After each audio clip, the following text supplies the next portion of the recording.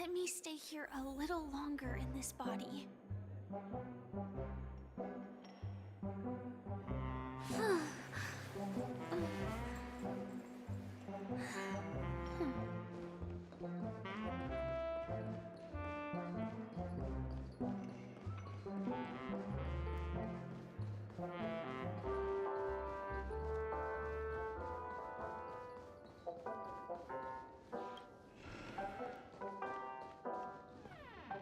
Wake up! Wake up! Hey! Wake up! The sun's frying your butt!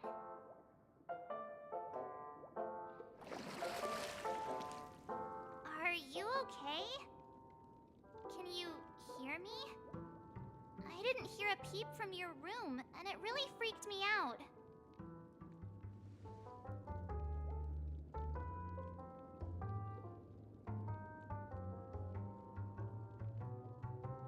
You're not dreaming. We're in the Reverie Hotel. In the real world. The Order's dream is over. Even though it's been a day, I still break into a sweat when I think about it. Our trailblazing expedition almost ended in Penacony. I'm so jealous that you got a good night's sleep. I was traumatized and too scared to even close my eyes. I thought if I fell asleep, I'd never wake up again. The Stellaron was sealed while you were sleeping.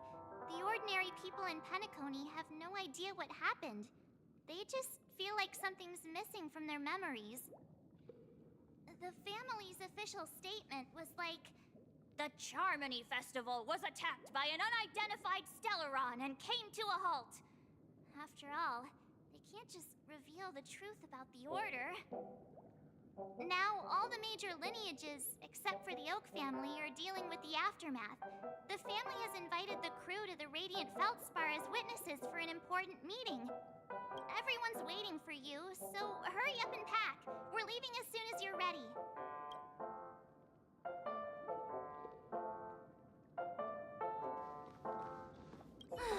After all this craziness, nothing is better than staying safe in reality.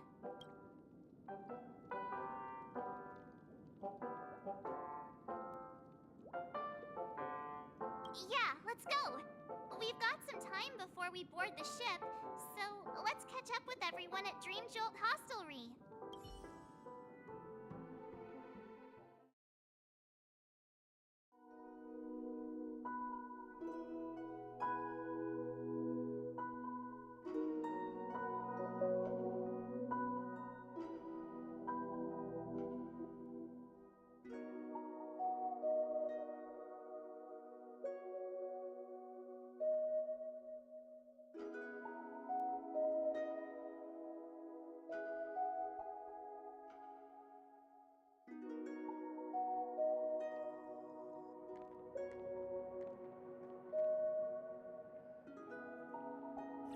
How extravagant. Just like Epsilon.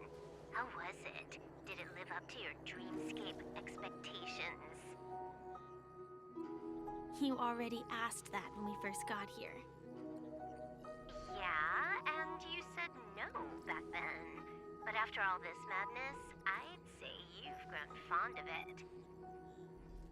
But just a heads up, you're still on the Bloodhound family's wanted list, so keep a low profile.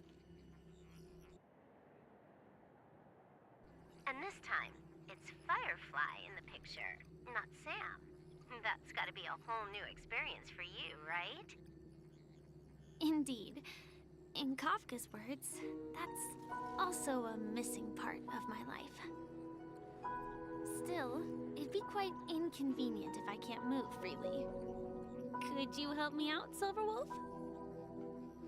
I knew you'd say that. Don't worry. I've hacked all the systems and left no trace. Don't do anything that may draw attention, and don't talk with guards. They might recognize you. Keep these 2 points in mind, and you can go wherever you want, unbothered.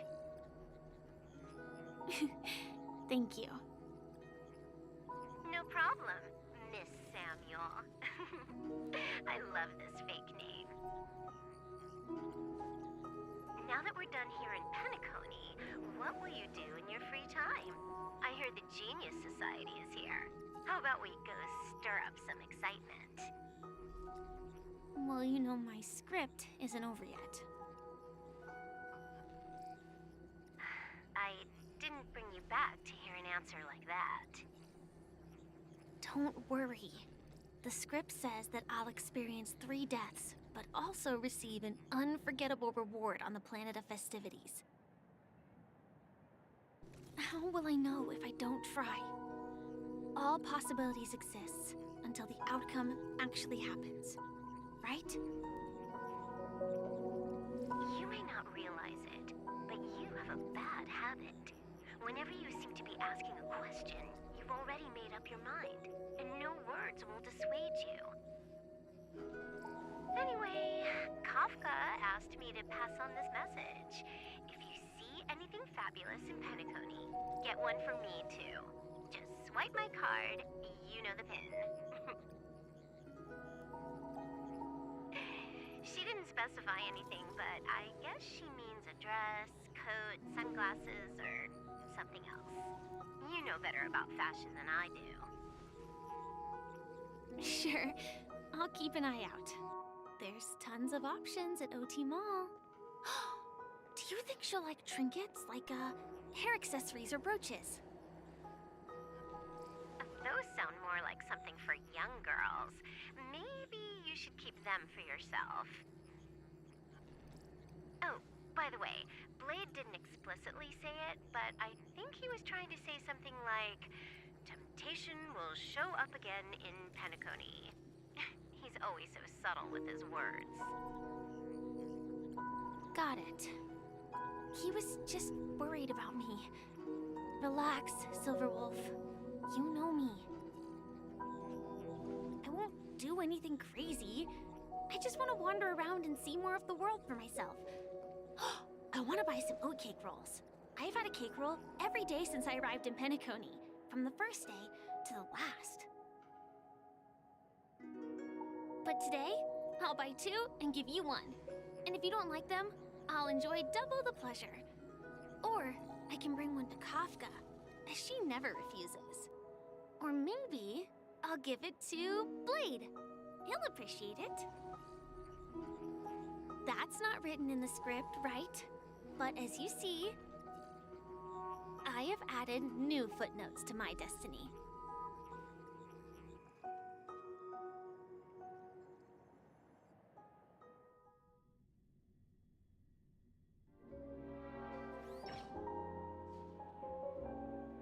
Welcome, Director Topaz. The family ambassadors are still inside making preparations, but the big boss hasn't arrived yet. It'll be a while before the conference starts, I'm afraid.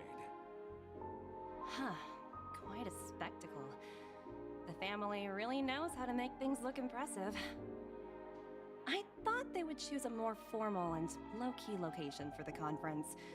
I didn't expect them to go with a luxury airship. About this, Director. I've asked around. This airship, named the Radiant Feldspar, belongs to the Alfalfa family. This conference between the IPC and the family will have a direct impact on Penacony's future. Such an important event should have been held at well, somewhere secretive in the moment of morning dew. The atmosphere here, it doesn't feel serious enough. If I'm right, this conference is probably just a prelude. Whoever organized it wants to assess the IPC stance beforehand. This influential figure either has their own ambitions and wants to reach a preliminary agreement, or they plan to put pressure on us to make us back off. Your mind is always so sharp, Director Topaz. And when the big boss arrives, please remind her to be cautious and watch out for any traps. Thank you for the reminder, but I don't think that will be necessary. When she's at the table, it's the others who need to be cautious. Just tell everyone on our team to stay focused on their tasks and not worry about the negotiations. Oh, got it. I'll do it right away. Oh, and one more thing.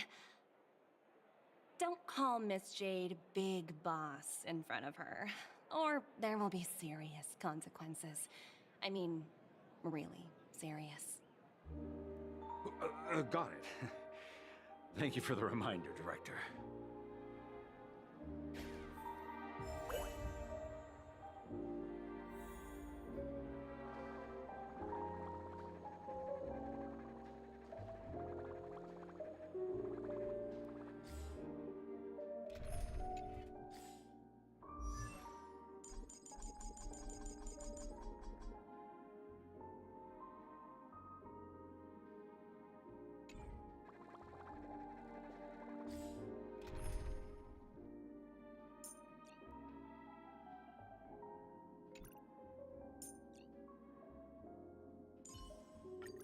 Don't be nervous. I tripped and fell right here. Just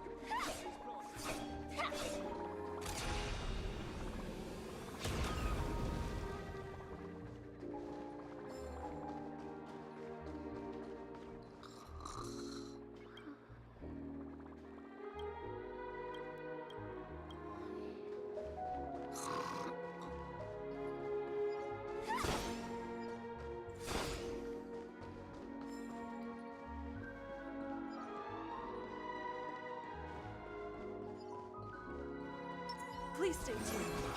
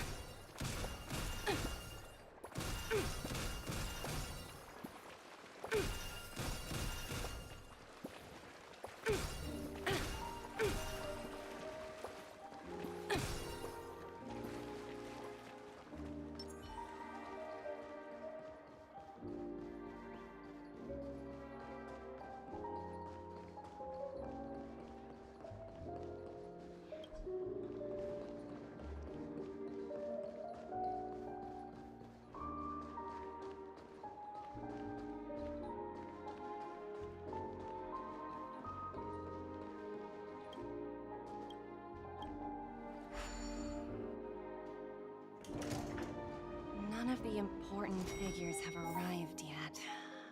Huh. Looks like the conference won't be starting for a while. Such a bustling place. I think I'll take a little walk around.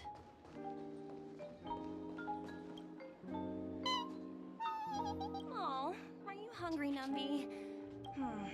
Food in the dream. Shouldn't taste bad, right?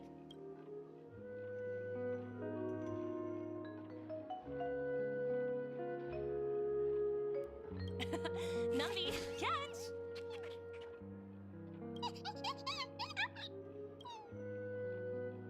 Oh, looks delicious, huh? Oh, I should...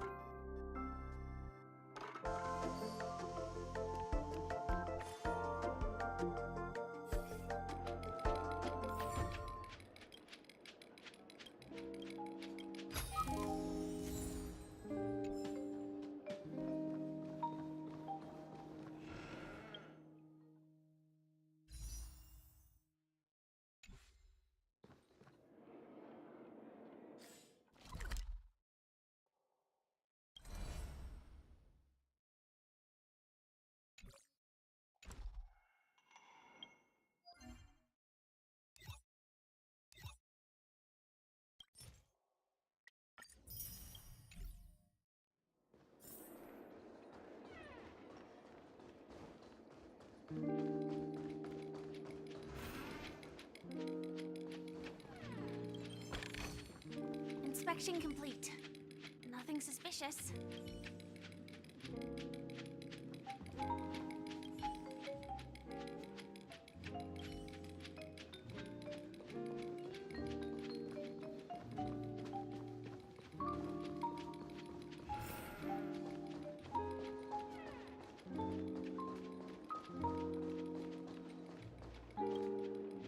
So many buttons. How many centuries would it take to press them all? Huh. Didn't expect those pooches to actually recycle them all. Huh? What are these?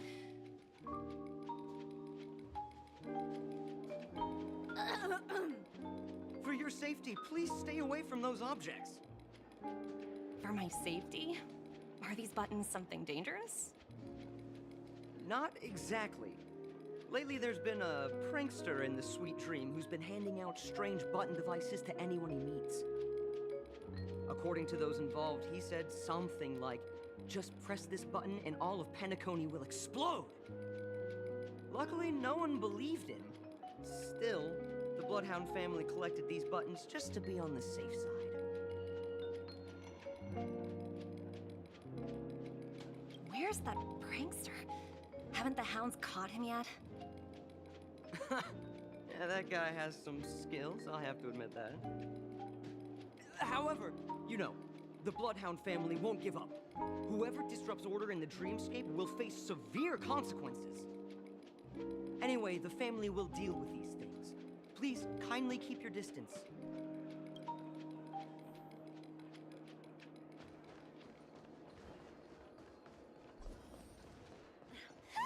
Watch yourselves in front of the IPC.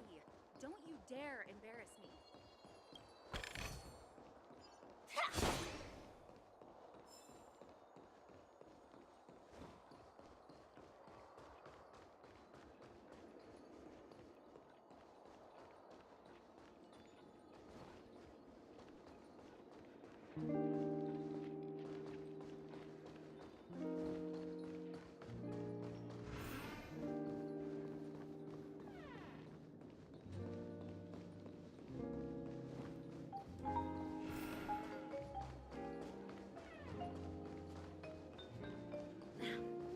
Watch yourselves in front of the IPC.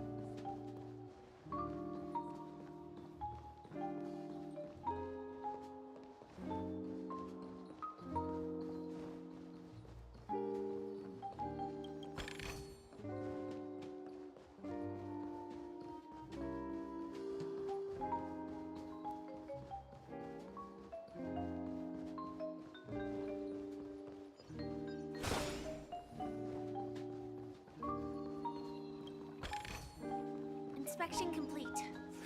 Nothing suspicious.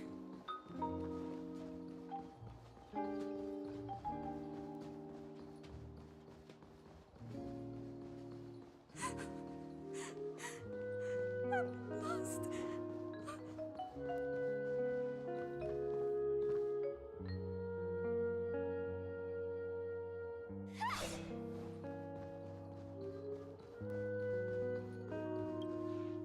Greetings, madame.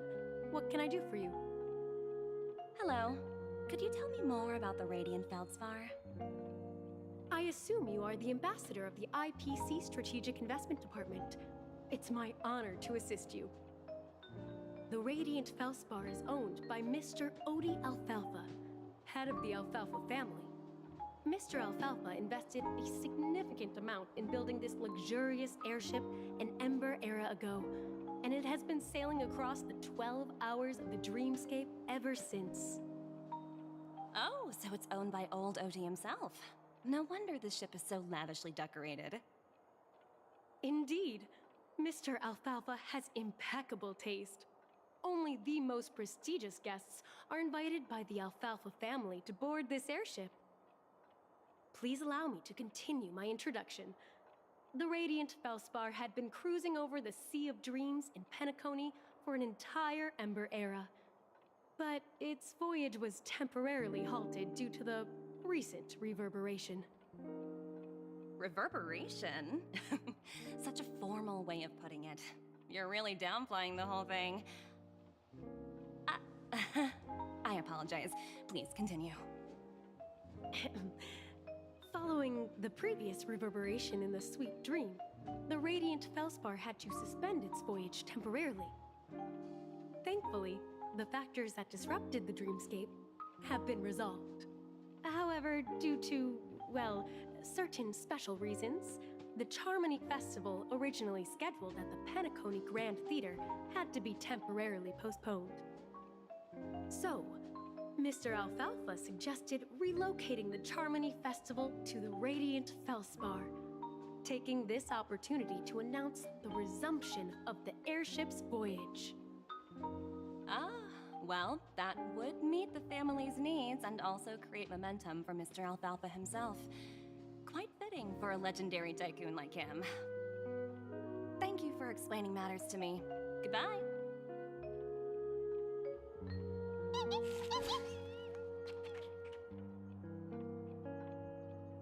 Hello? The Talent Motivation Department? Again? Internal review? Will it ever end? I'm working on a major project. I don't have time to squabble with you guys. The way I handled the Urillo case was approved by senior management, and all of the project logs and calls are complete. Can't you check on them yourselves? I just don't understand. Why are you so fixated on this minor case and constantly escalating it? Seriously, what's your purpose? Sounds exhausting. Why not just hang up? In my opinion, you handled that project quite well. A little ball of ice in exchange for the Astral Express's good favor. That's not a bad deal for the department. It's been a while, little Yelena. I've been looking forward to working with you. Never imagined this day would come so soon. Is there trouble? You can tell me anything. Just like old times. It's been a while, Madam Jade. I'm honored to have the opportunity to work with you. You're still so formal, aren't you? Forget about the hierarchy and treat me as your equal. No need for unnecessary titles like Madam. I'm sorry, but it might take some time to get used to that. After all, you are a senior. Well, now that we're both members of the 10 Stone Hearts, I need you to be at your best. Especially since the upcoming negotiations leave no room for error. As sharp as you are, I'm sure you've figured out the true purpose of this conference, right? I believe old Oti has taken it upon himself to test our limits before the official negotiations between the IPC and Penacony. That's true, and it works in our favor. Do you know why? If we can reach some sort of agreement with old Oti beforehand, and gauge our opponent's boundaries, our future negotiations will go much more smoothly. That's the obvious benefit. Exactly. And the hidden benefit is that as the head of the Alfalfa family, his actions suggest that the 5 lineages might not be as united as the Odes of Harmony would suggest. As long as the influence of Harmony hasn't completely permeated their core, personal desires will always have their way. Thankfully, influential figures in Penacony haven't entirely suppressed their own desires. It's similar to the power struggles within the IPC. The supposed all-for-one philosophy shared by the 5 lineages. It's just a slogan now that the Dream Master has gone. After the downfall of the Yoke family, old Oti's faction became the dominant force in Penacony. Even if we consider only the succession order, he's the longest serving and most senior among all the family heads. Yes, that's exactly why we need to handle the conference following an agreed-upon strategy. It's like playing a game of chess, where every move needs to be carefully thought out. Absolutely. The 3 steps of negotiation. Listen, test, and strike. That's what you taught me. Pretty clear. Although, you seem to have changed the order in the Yarilo case. That was based on my personal experience. I apologize for interrupting your conversation, but the family head is ready to meet the ambassadors from the Strategic Investment Department. Time to get to work. Let's prepare ourselves and meet that esteemed supporting actor.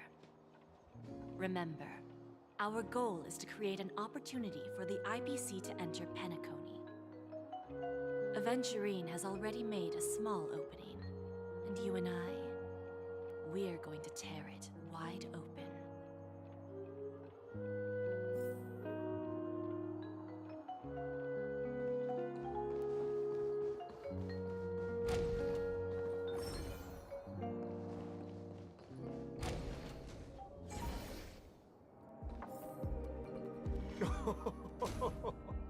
Welcome aboard my ship, the Radiant Feldspar. Smart and charming ladies. Please, have a seat. Let's have a pleasant conversation.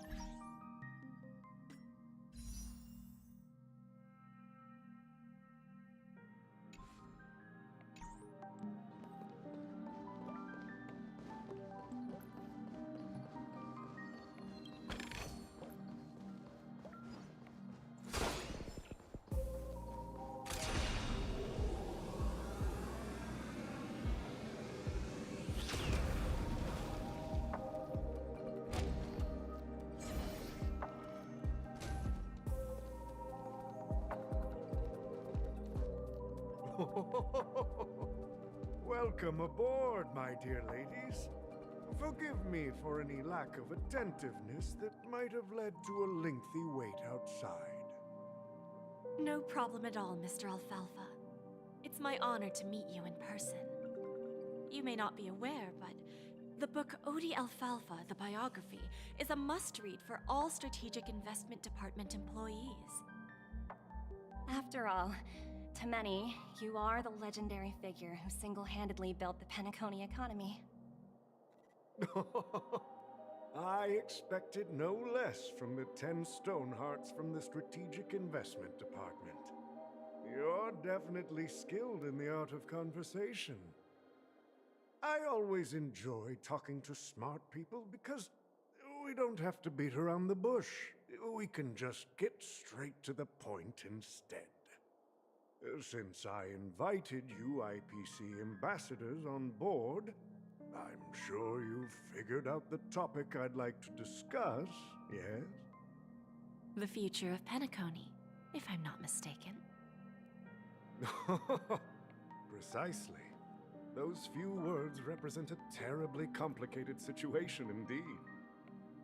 Let's take that golden-haired guy who's not showing up, for example. He put in great effort and almost got himself killed. But what was it all for? Wasn't it eventually to create an opportunity for you IPC to regain control of the precious Astana? The wisdom and experience you've accumulated over 10 Amber Eras are truly impressive.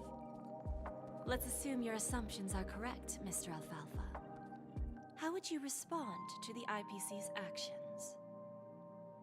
I appreciate your composure, Miss Jade. You must have witnessed much in your worldly experiences. However, perhaps you don't know much about Penacony.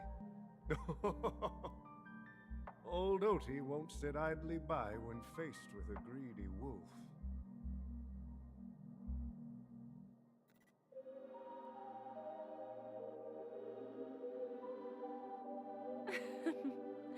Please, go ahead. I'm all ears. Then I'll be straightforward. I requested this meeting before the official conference to dissuade the Strategic Investment Department from trying to lay a finger on Penacony. If you back off now, you can make a smooth exit and prevent the IPC from losing face during more important negotiations.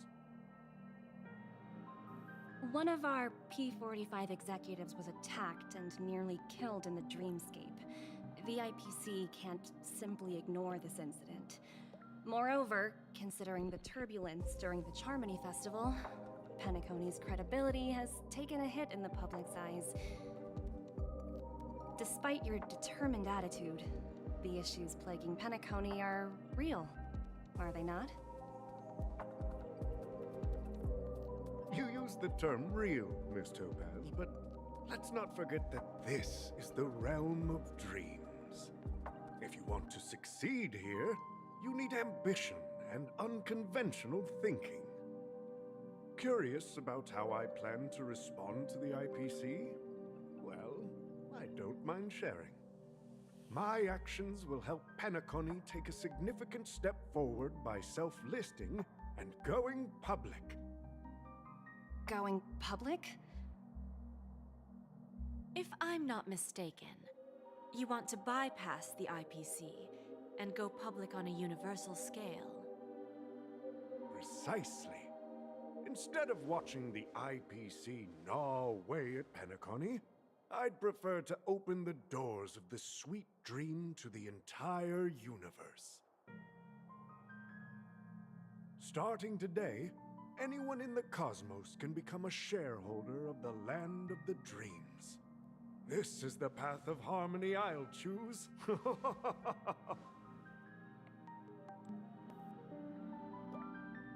This reform should have been implemented earlier, but unfortunately, the Oak family were a bunch of blockheads blinded by order.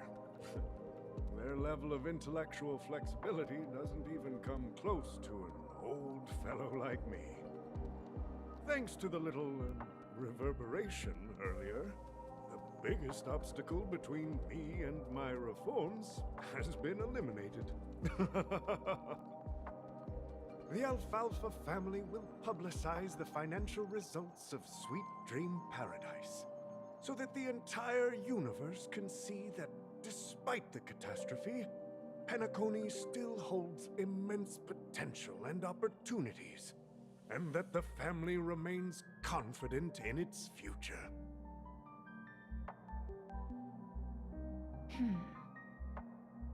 Crisis and opportunity are two sides of the same coin. So, you've been waiting for the right moment for Penacony to regain the spotlight. And if Penacony should seize this opportunity to overcome adversity, even if the IPC tries to intervene, every move we make will be scrutinized by trillions of people.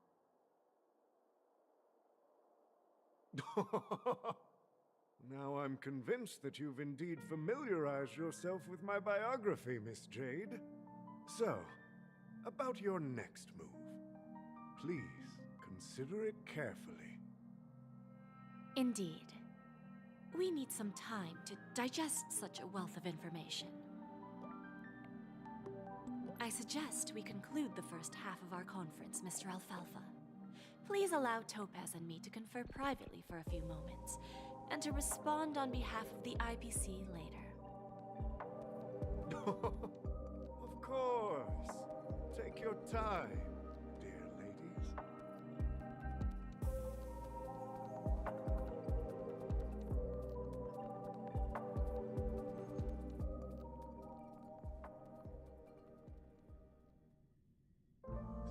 the Alfalfa family had a meeting with the IPC? I got this information from a message sent by that IPC ambassador. He said it was to return the favor. It's not hard to imagine. Penacony today is pretty much like the frontier prison it once was, with external forces casting greedy eyes and the undercurrent of order lurking within.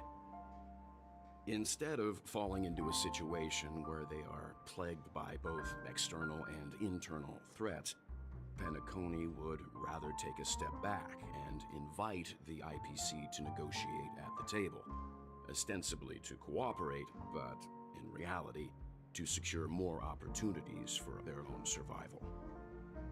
Well, no wonder they sought the mediation from the Astral Express. In your opinion, who should we stand behind? I don't think the followers of the Harmony are completely innocent victims in all of this.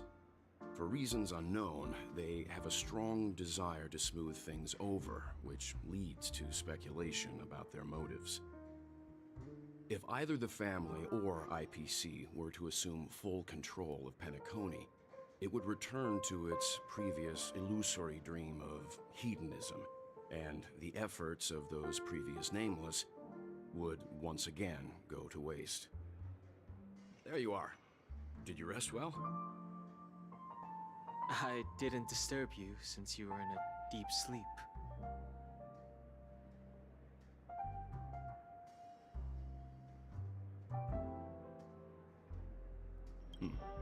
After Enna's dream was shattered, the family branch from the Montour system soon arrived and swiftly took control of the situation. Most members of the Oak family fell unconscious, but fortunately, their lives were not in danger. The mastermind behind the plans was confirmed to be Gopher Wood, the previous Dream Master. But by the time we arrived, he was dead already. He'll face a trial.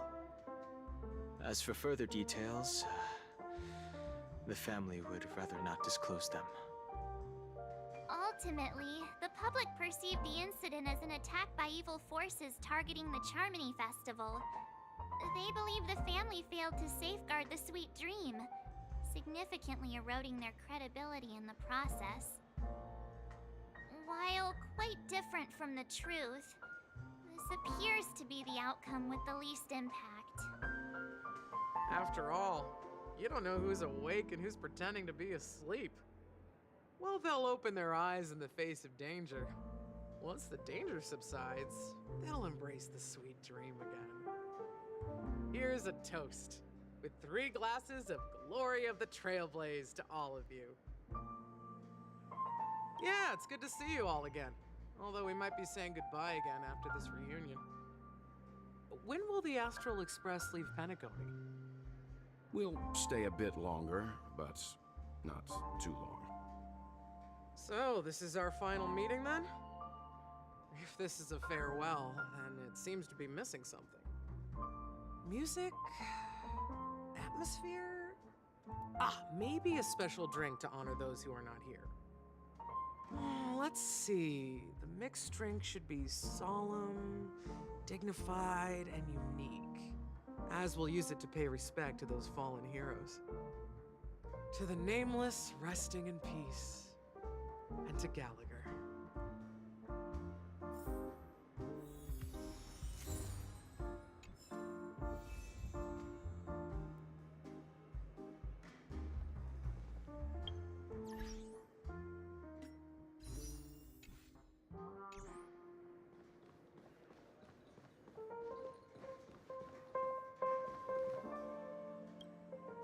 This trailblazing expedition has been thrilling and memorable. Hopefully we've all gained insights about ideals, paranoia, clarity, and dreams from the experiences we've had.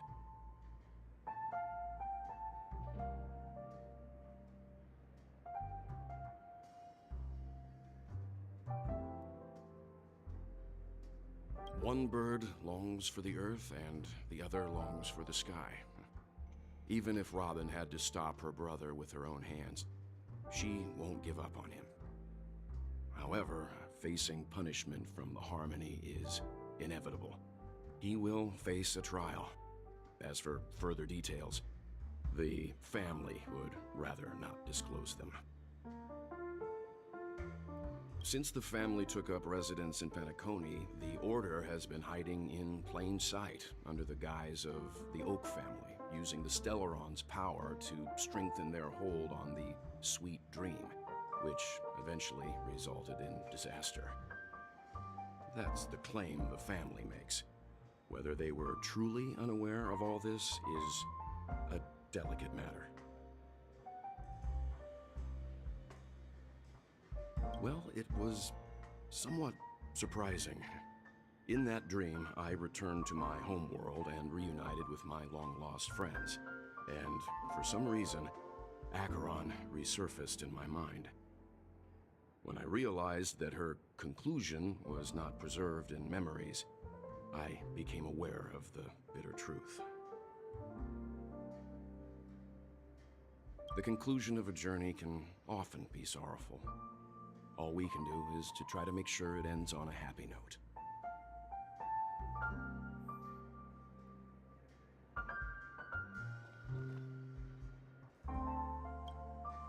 It's rare for all passengers to leave the Express together during a trailblazing expedition. But for Penacony, it seems most appropriate. In my dream, the Express stopped at many places, and passengers came and went. However, the five of us were always present, and the journey seemed never ending.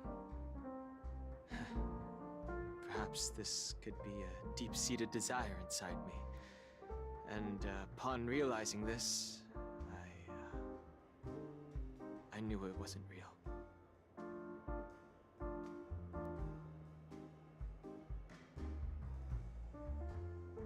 Like I said, we'll go and see. Once we've packed everything, we should head to our next destination.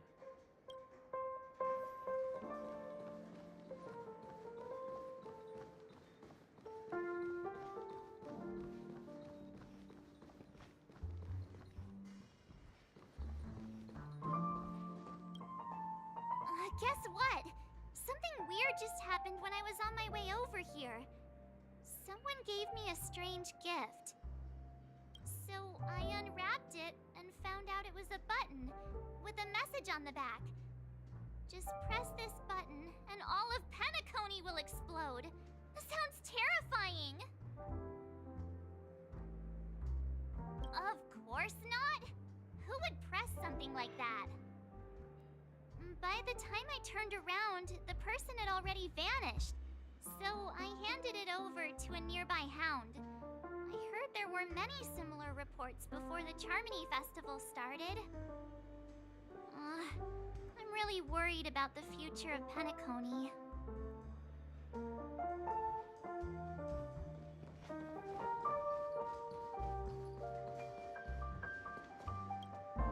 Ready to mix your drink? Before we start, would you like to talk to your friends? We have plenty of time. All right, as you wish. I think I have an idea about what drink to make. Would you like it bitter or sweet? It's up to you. Choose the flavor that suits you best at this moment. Drowning sweetness. One of the most challenging drinks to make. A slight imbalance in the ingredients can result in an overwhelmingly viscous sweet taste. However, with the right ratios, you get a uniquely sweet drink with a lingering aftertaste. Not a bad choice. Let's start mixing.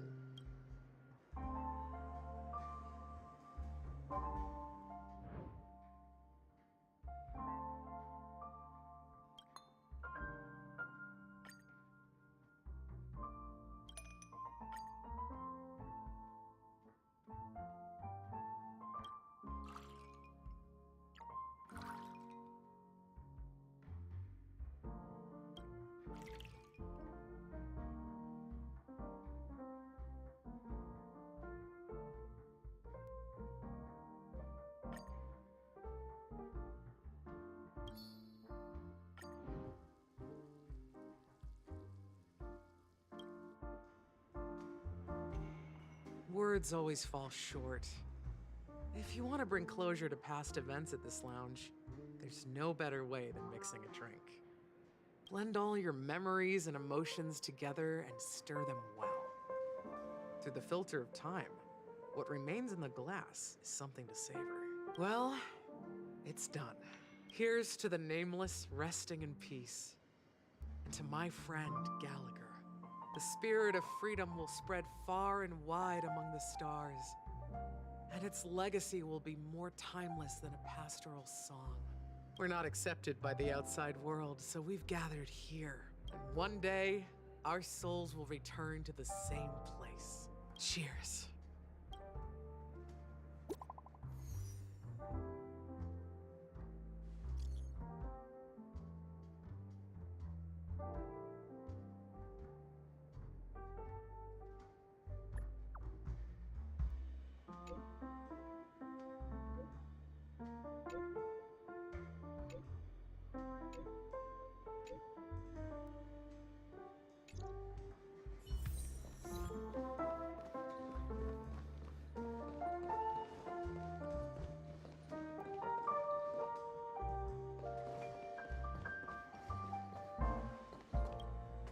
Oh, are you leaving? Oh, then take this with you. I've mixed more of this last special drink for you. The past shouldn't be forgotten. So I hope it brings back the flavors of Penacony. Thank you. I'm sure it'll leave a lasting impression. If you happen to run into Gallagher, make sure he has a sip too. I know his tastes, and he'll be thrilled. All right, enough with the heavy stuff. You guys have important things to take care of, so let's not dwell on things. Whether it's the Astral Express or Penacony, there's still a long journey ahead. So let's lift our spirits, guys, and embark towards our tomorrows.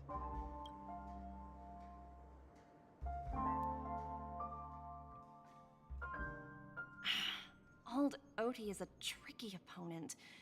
I didn't expect him to take the risky step of going public at such a critical moment for Penacony. Indeed. He's definitely bold. It's that kind of boldness that made him the Odie Alfalfa he is today. Still, the outcome is uncertain. Shouting loud doesn't necessarily carry any weight. What about the phone call I asked you to make, Topaz? Ah, they agreed. But it'll take some time before they arrive. Just as it should be. The sweet dew should be served after the bitter poison.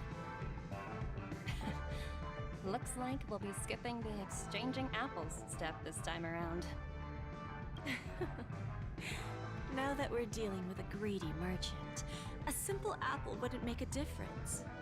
Well, I guess I included myself in that remark too. Now I'm a bit curious, Topaz.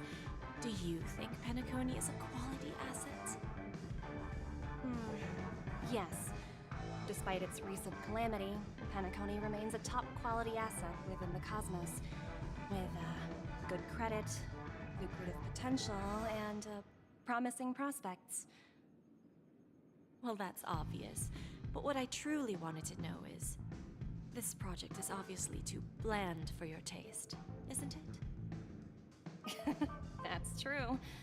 I wouldn't be here if it weren't for Aventurine. But despite that, you trust him. You even entrusted him with a cornerstone. Something as precious as life itself, to finish this gamble. Are you not in the same boat, Miss Jade? Without us playing along, your Jade Stone wouldn't have made it across the border so easily, allowing you to see all desires that flow through dreams to gain a bargaining chip in negotiations. That's why I'm willing to stake my Topaz Stone to cover for you. It's like one big elaborate game of chess. Once that kid sets his mind to something, nothing can stop him. Not even fate. Well, at least he's still alive, and that's the best outcome. Looks like we've strayed off topic, Miss Jade. Should we discuss our next steps? No need. I'll go it alone. Meanwhile, you can go greet our honored guest and wait for my message. Okay.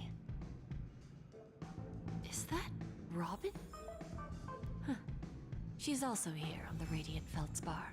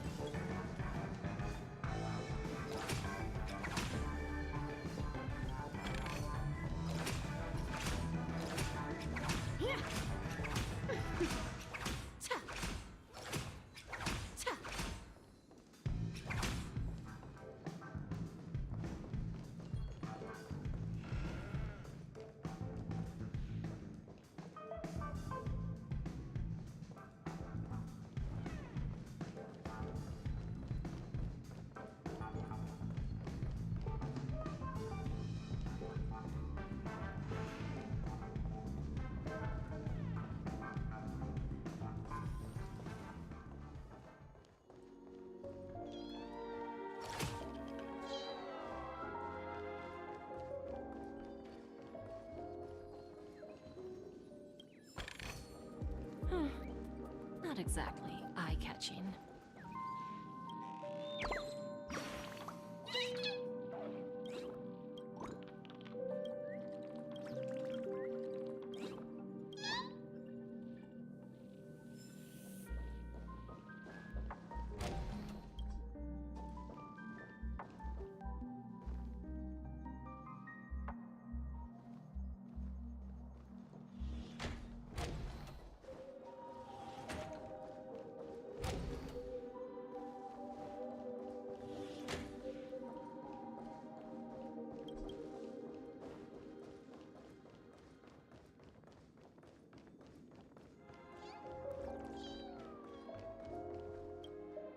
Greetings, Miss Robin. I didn't expect to meet you here. Miss Jade?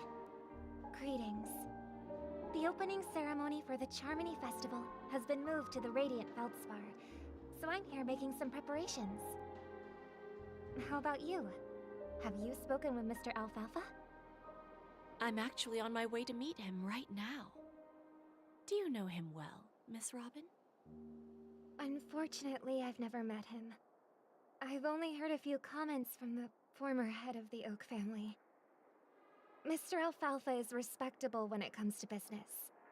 But in other respects, I can't say the same. Where do you think the future of the planet of festivities is headed? I believe the sweet dream will see its rebirth, just like the Radiant Feldspar resumed its voyage. The Harmony needs a new direction. Only by bidding farewell to the past can we actually sail into the future. There are no permanent allies or everlasting enemies. So let's both take what we need from this deal. Naturally. I'm looking forward to your performance. See you at the festival. See you later, Miss Jade.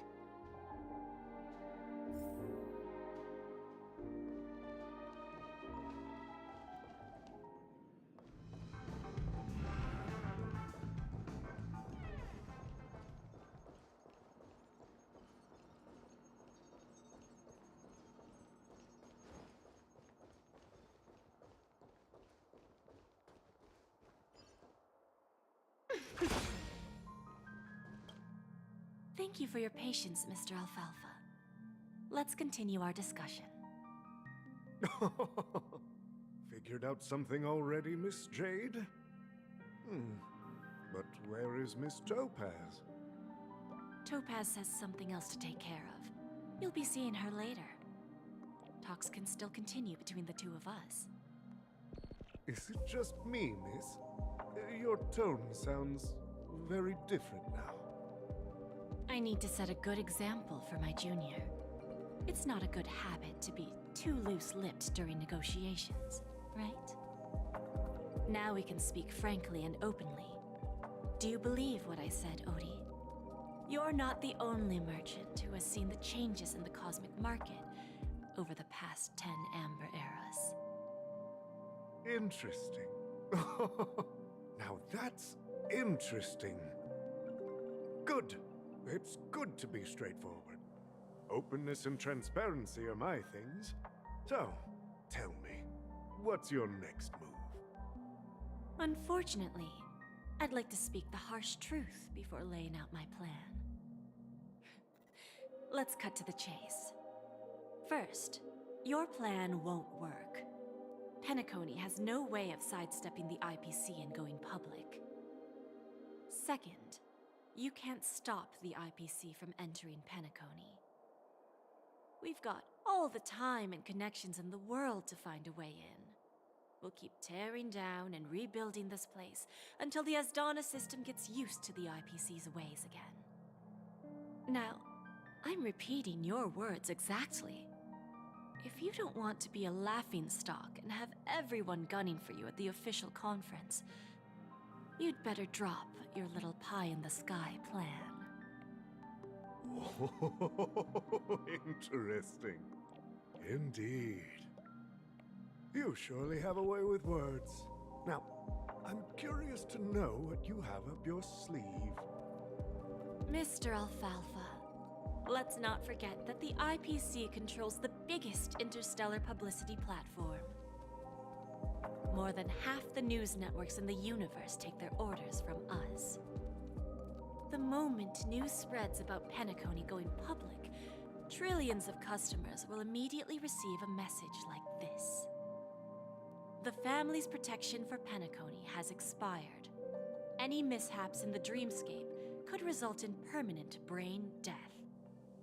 Care to guess how many ways we have to turn alfalfa credits into worthless junk within a measly 24 system hours?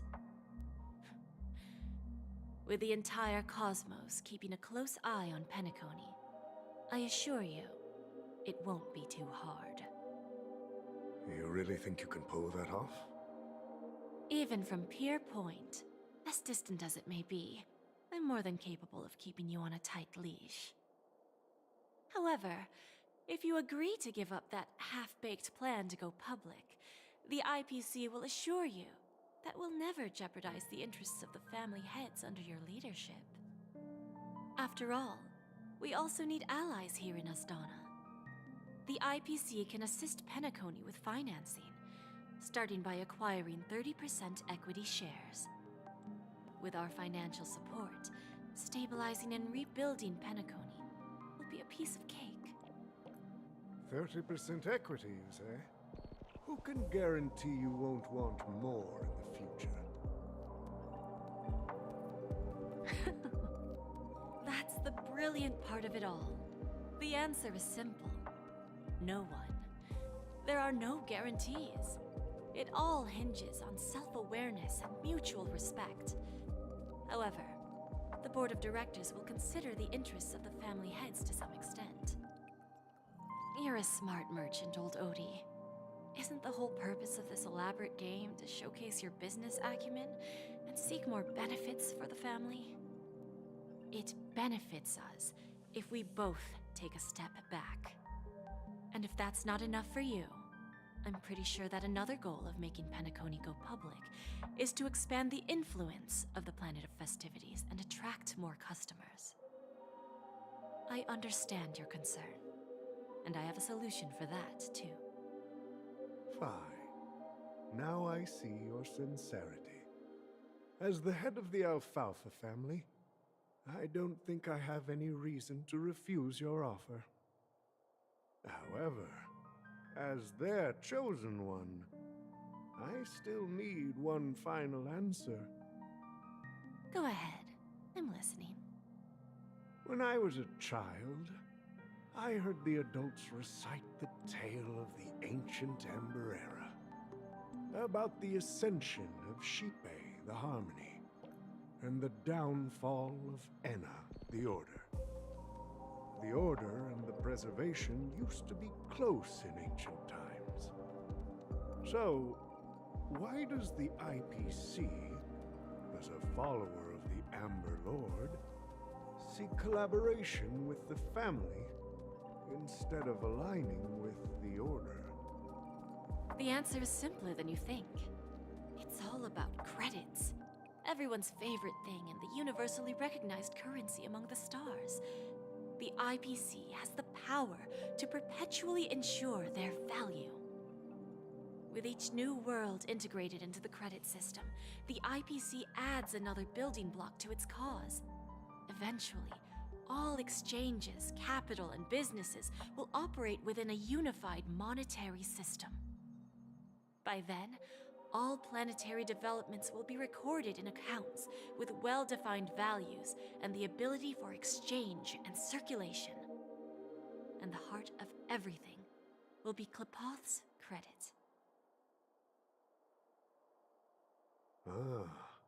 And then the IPC will be able to exert influence over everything. Our intention is to establish enduring preservation, so I'm sure you can understand.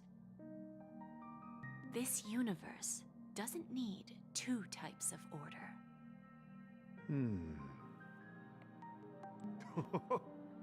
Well said.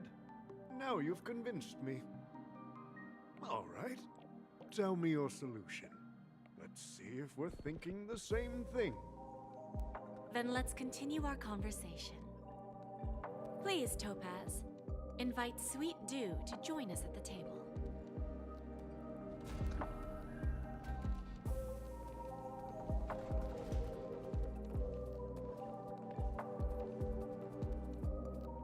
Thank you for your presence, Miss Himeko. Please allow me to introduce her to you, Mr. Alfalfa.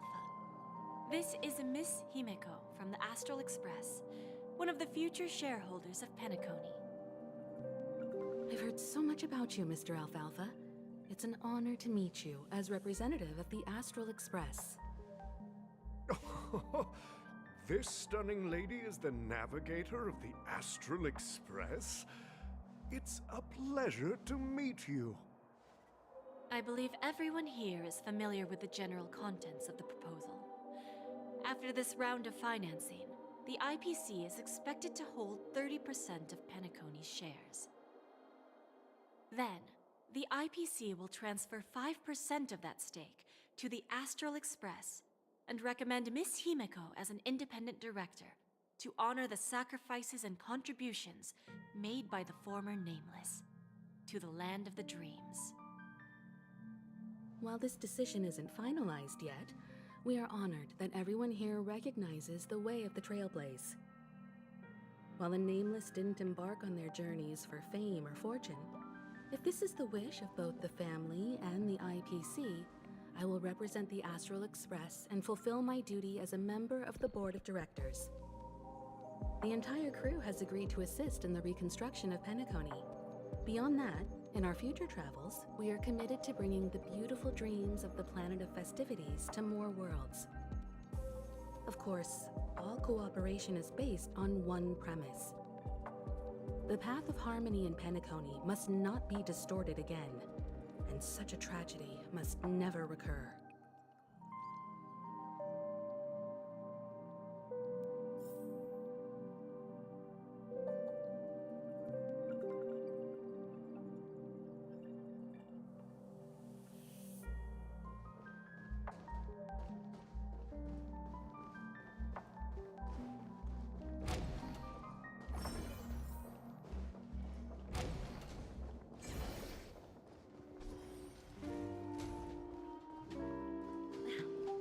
Watch yourselves in front of the IPC.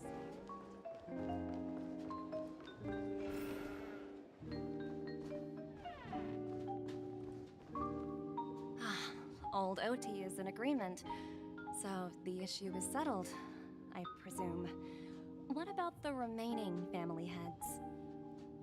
They will soon realize the situation. When old Odie answered the last question, he represented more than just the Alfalfa family. When should we schedule the formal negotiations? I'll handle the arrangements. It's all up to you.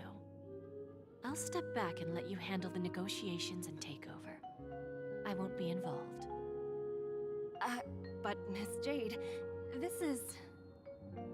Aventurine initiated this case, and you were his project partner.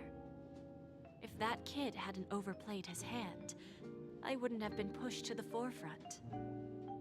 I came here today to help you sort out the toughest issue. I trust you'll be able to wrap things up quite nicely, little Yelena. Of course, there won't be any problems. And please, give Diamond my assurance. Don't worry. Diamond has always trusted us. I'll put in a good word for you, and you'll have your P-45 position back in no time. Radiant Feldspar. What a fantastic ship. Now that my business is done, it's time for me to indulge in my own little hobby. Ah, you want to open a Bon and Jade exchange branch on this ship too? Opportunities like this don't come around often. Just look at the guests on this ship. They're surely holding a wealth of valuable treasures. Well, I'll take my leave. A pawn shop can't run without a boss. See you around, Topaz. I have one more question for you, Miss Jade. Go ahead. That dose of bitter poison. I'm curious as to how you found this information. I didn't find the information. It came to me. It was from a lady concerned with the future of the Harmony. In return, I've agreed to help her with something, but that's for later. We can deal with it after we leave Penacony. You see, that's what investment is all about. The seeds of opportunity are already sown. They only need a little bit of nourishment to take root. And then after, all we need to do is wait patiently. Like right now, for example. It's just about time my final guest boarded the ship.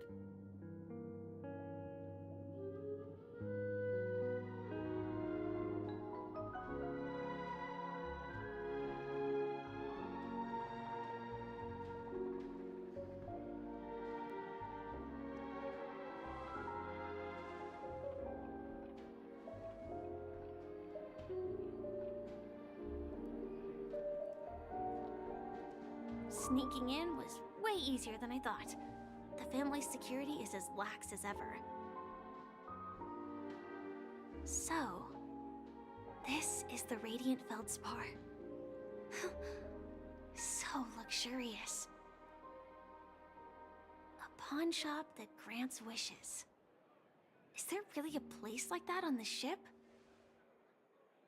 I'll find out for myself if the rumors are true or not. I tripped and fell.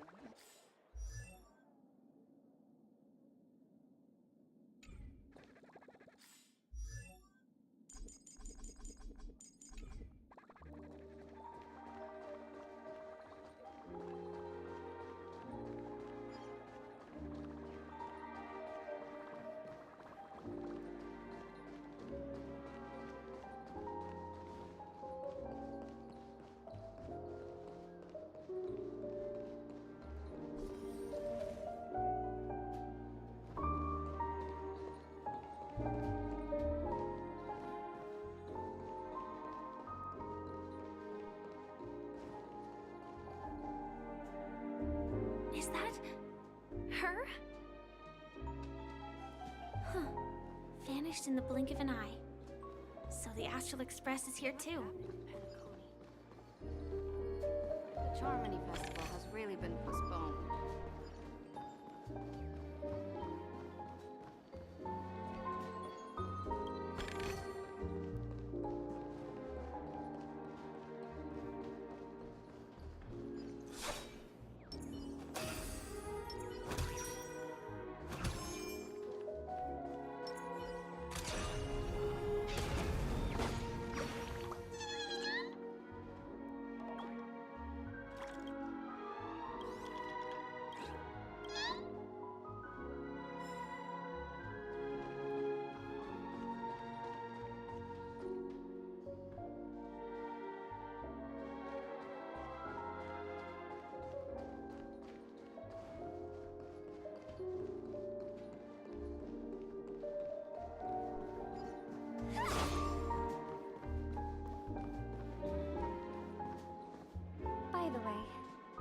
one more thing. Mr. Alfalfa and I discussed it. I'll present a gift to the Astral Express on behalf of the family as a token of gratitude for the Nameless's contributions to Penacony. Please help me with the necessary arrangements. Right away, Miss Robin. Can I ask you something? Oh, greetings, miss. Is there anything I can help you with? Do you know how to get to the pawn shop? Pawn shop? Ah, you must be talking about Lady Bonajade's place, right? I heard she offers, special services there. I've marked the pawn shop's location on your device. Please feel free to check it out. Lady Bonajade. I think I've heard that name somewhere before.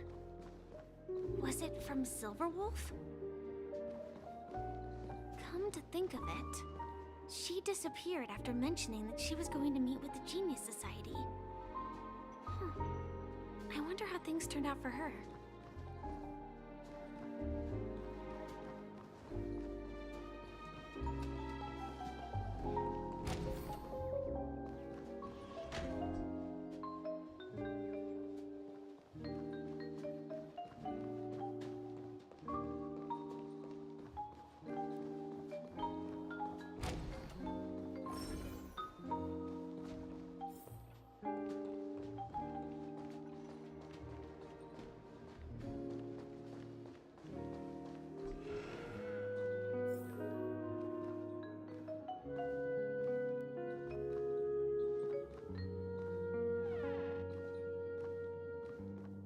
Welcome to Bonajade Exchange, Radiant Feldspar branch. How should I address you, dear lady? Just call me Samuel. Samuel. Nice name.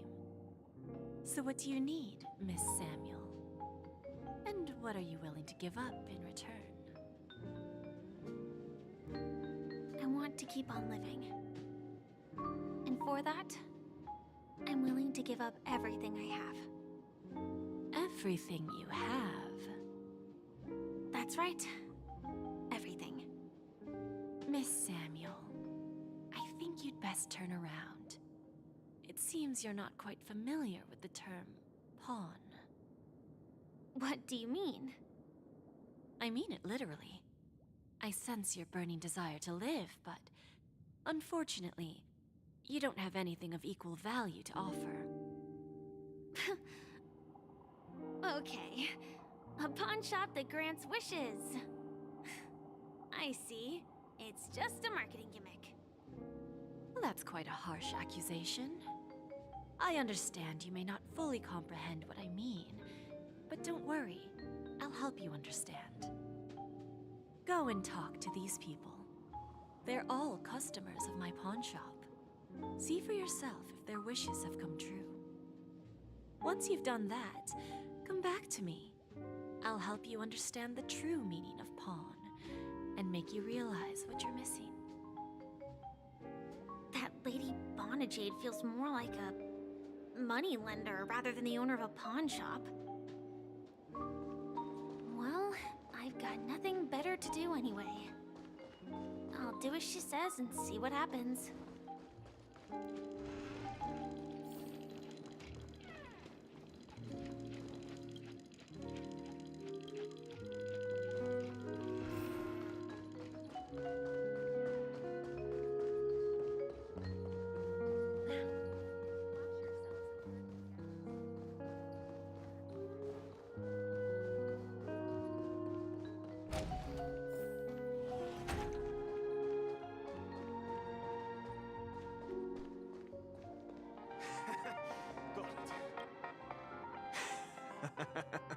You stupid little girl.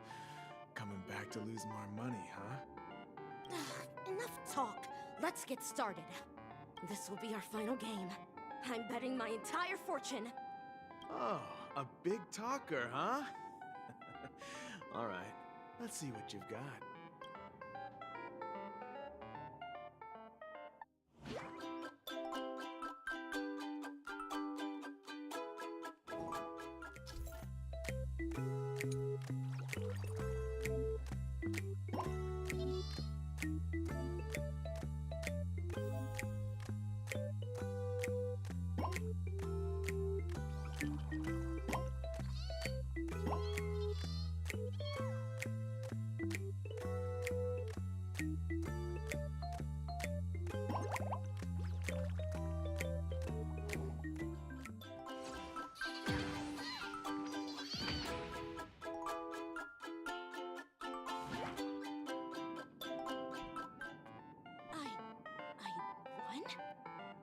actually won! This can't be! You lost to me 10 times in a row. How could I possibly lose to you at such a crucial moment? It's true. Lady Bonajade has truly blessed me. Finally, my luck has turned for the better. Great new era for Stacy. The master gambler has arrived.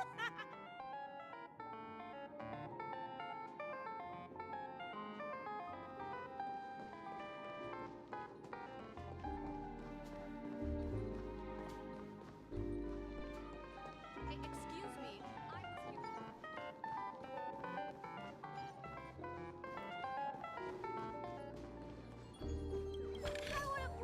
Inspection complete. Nothing suspicious.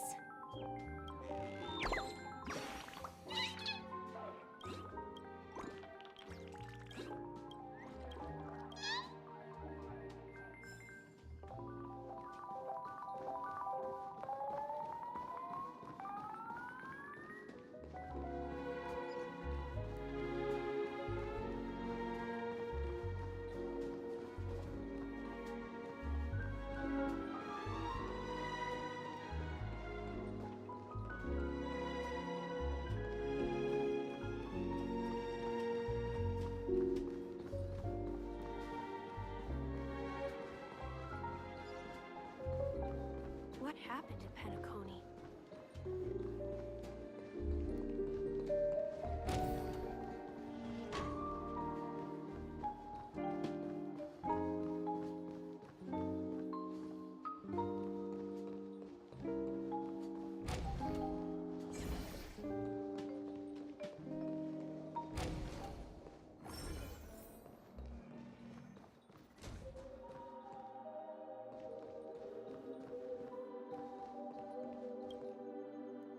Prepared a gift for you, Dorothy. Check this out. Whoa! What a beautiful necklace! Is it made of cymophane? It's stunning. How did you know I love jewelry made of cymophane? It has the same purple hue as the necklace my dad gave my mom. I've never told anyone about it. How did you find out, Del?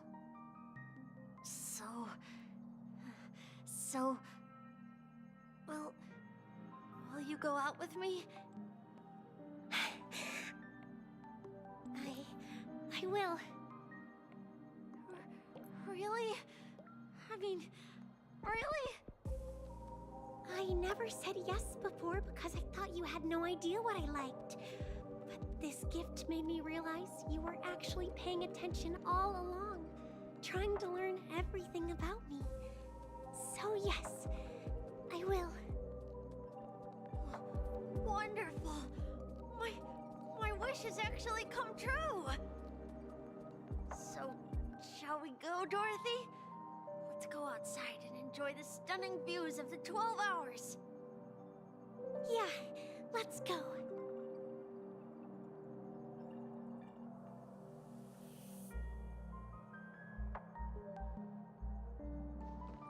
Ah, just like the golden years.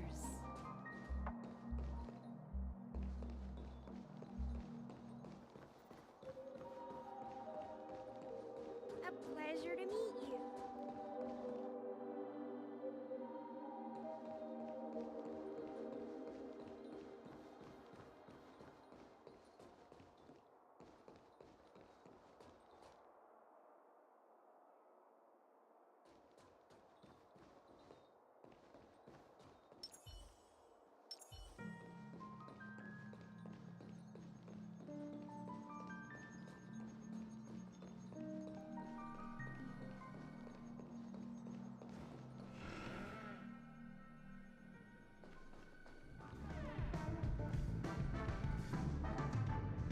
Hey, did you see that? The gray-haired one outside.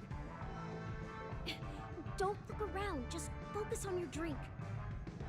Seriously, they look like a total lunatic. Is that her?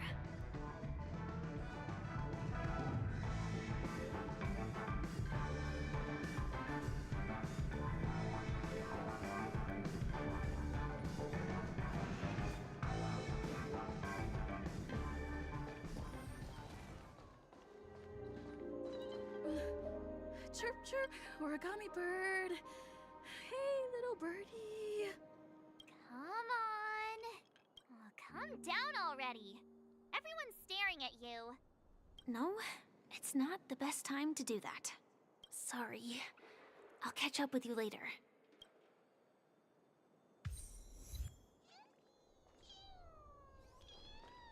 No, it's not the best time to do that. Sorry. I'll catch up with you later. No, it's not the best time to do that. Sorry. I'll catch up with you later.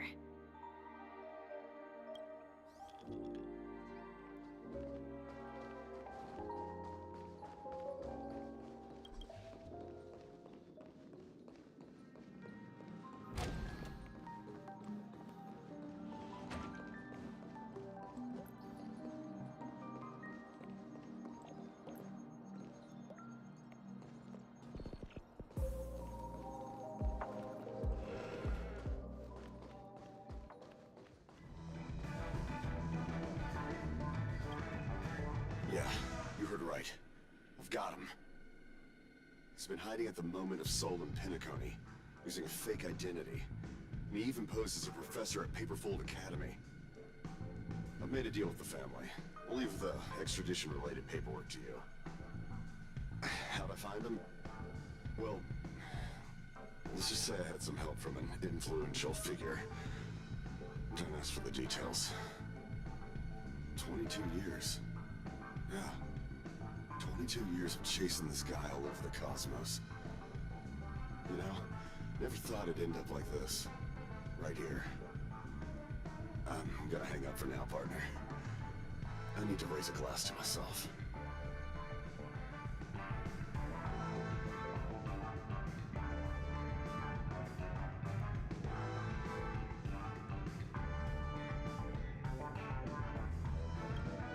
All of their wishes actually did come true. But I just don't understand.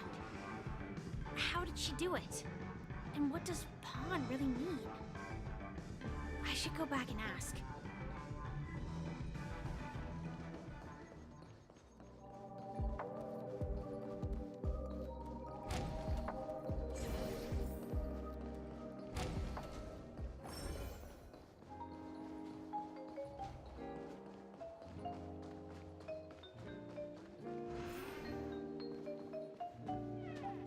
So you're back, Miss Samuel.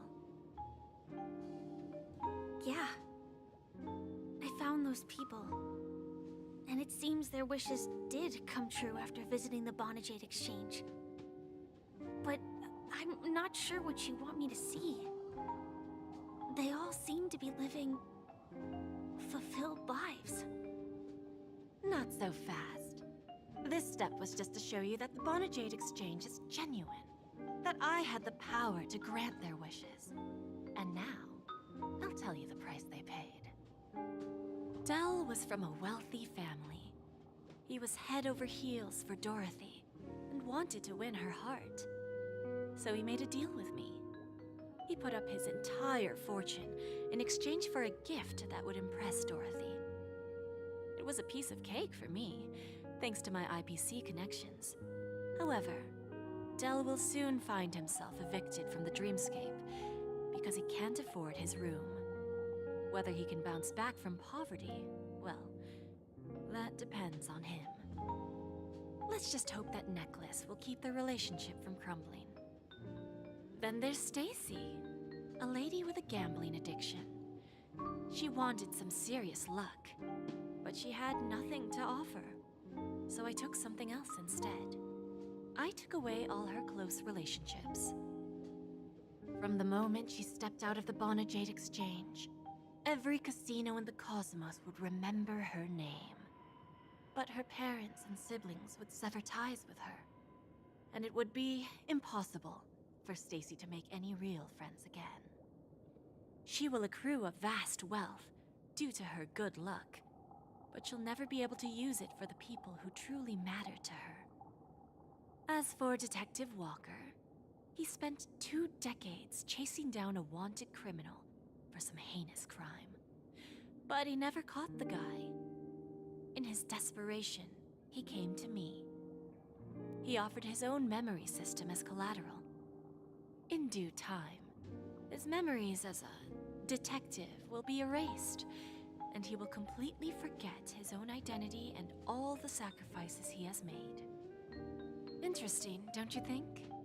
I fulfill people's desires and grant them favors, and soon they come back to me with even greater desires. When people see others' desires get fulfilled, they develop their own desires. It seems like an endless cycle, but it does have a goal. In the end, I will get what I desire from this whirlpool.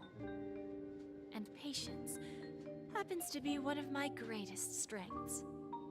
So now, do you understand what you must give up, Miss Samuel? Or should I address you as AR-26710, a remnant of Glamoth's Iron Cavalry?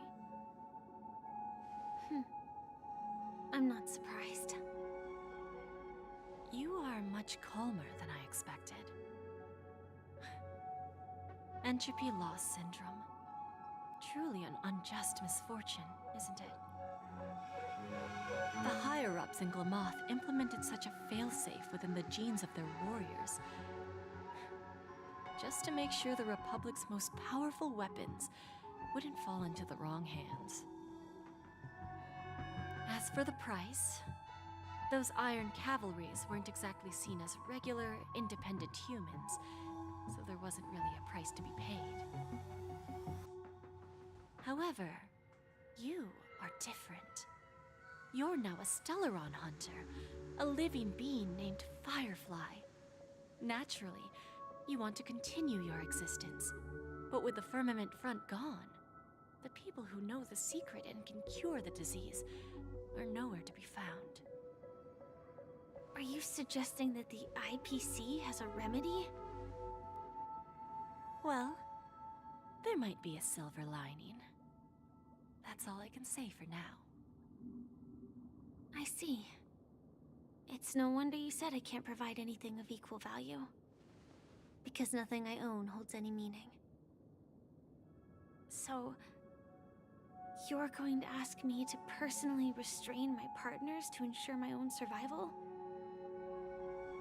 Unfortunately, that's not quite the case. Partners. A nice way to put it. Now I'm even more curious about the Stellaron Hunters. Each of you has your own identity and a special bond with each other.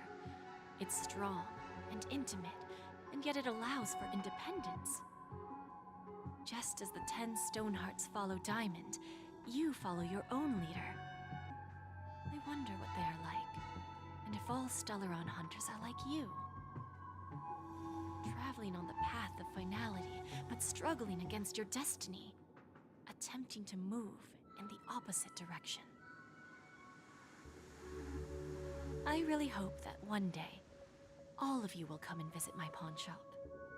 I'll be waiting patiently for that day. Can I see this as an invitation? From Diamond to the Stellaron Hunters while keeping the IPC in the dark? Consider it more of a personal offer from myself. It doesn't represent the IPC or the Strategic Investment Department.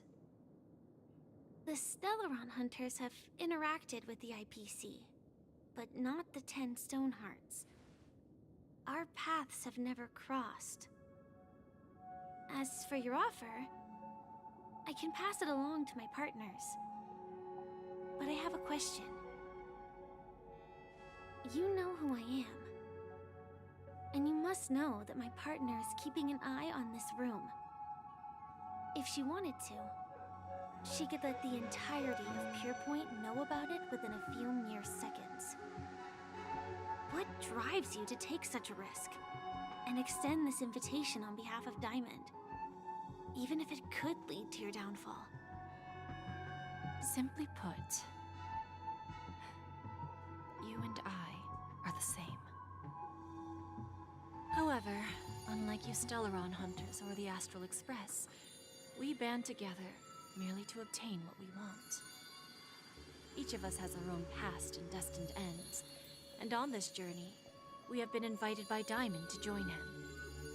This journey could be either brief or long, as each of us carries a void in our hearts that can only be filled from the outside. So, Diamond made us a promise to divide the power of the Emanator of Preservation into 10 pieces and give each of us a cornerstone to fill that void. Mortal flesh is fragile, yet my heart is unyielding like the monolith. For without this resolve, the way of preservation would fade into oblivion. So, you understand? This pledge goes beyond a mere oath. It's our collateral in exchange for opportunities, wealth, survival, and a future. And whatever we gain from it will fortify the Stonehearts in return, allowing us to achieve the great cause of the preservation when the war among the eons eventually comes.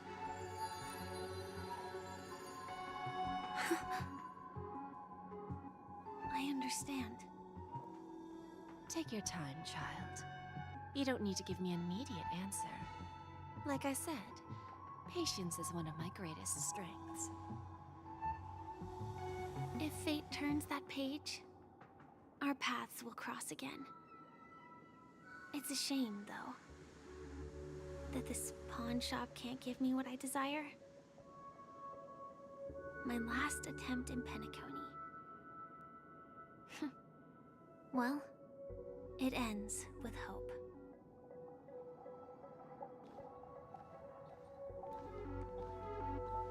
Lady Bonajade? I've come to deliver the collaterals promised.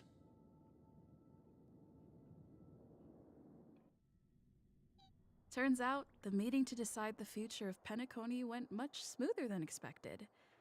With little debate. The Charmony Festival's opening ceremony is starting soon. I should head down and take a look. This airship has quite a few treasures. A bountiful harvest.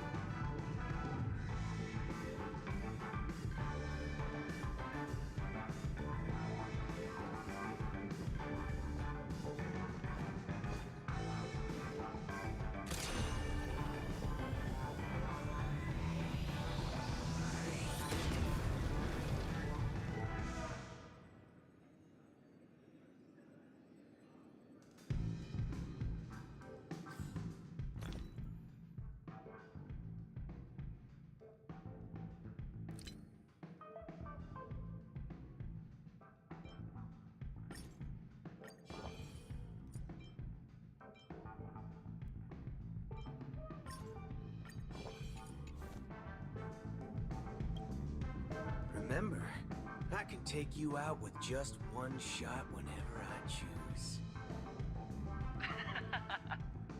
Oh, that'd be my honor. Don't worry, I hate cheating at the table. You better. Ah, look who's here. The great hero of the Astral Express. The most dazzling trailblazer in all of Penacony. Oh, you're here too. Long time no see, friend.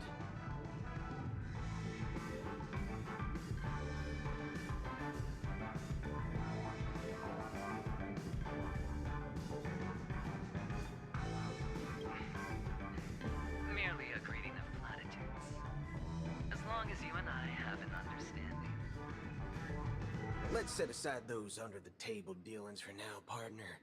Don't want to spoil the festive mood of the Charmony Festival. Oh, I agree. Now let's congratulate Miss Trailblazer. I hear the family intends to thank the crew at the Charmony Festival. It's a real pity I can't personally be there to witness this.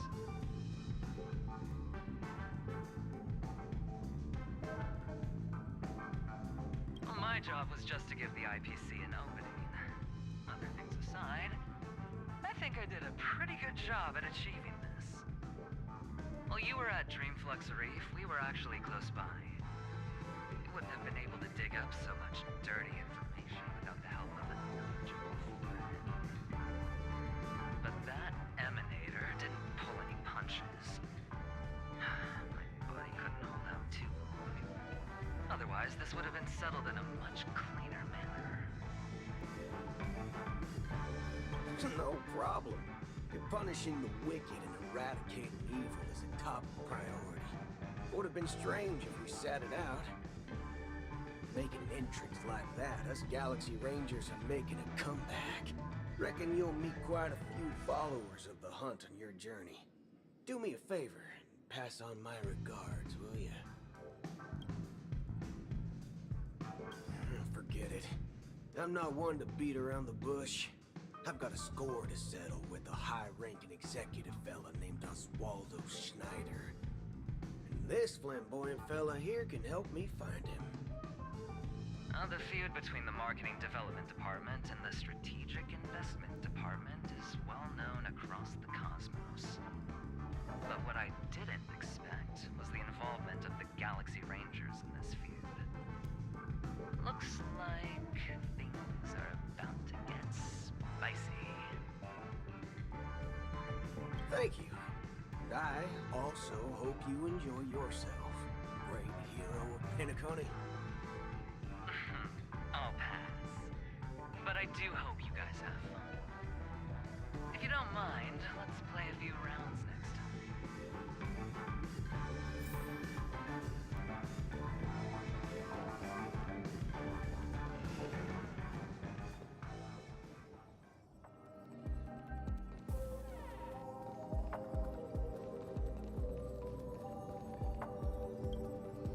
Ah, yes. I remember you. Your performance at Herta's space station was adequate, I suppose.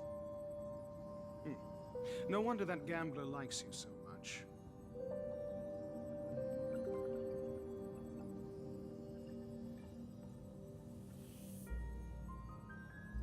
The Intelligentsia Guild assigned me to be an invigilator for the IPC's ambassadors. Nothing more than an errand from the Office of Academic Affairs. Very well. The Charmony Festival is about to commence soon. Take advantage of this unique opportunity. The blend of work and play is essential for superior knowledge absorption.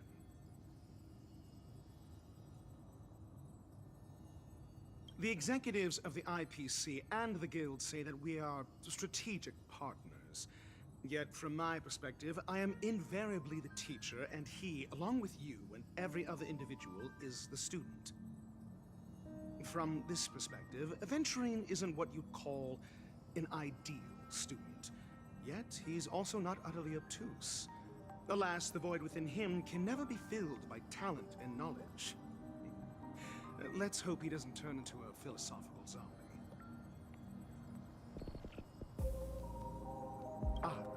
Saying such a thing merely indicates that you have not truly grasped the essence of learning.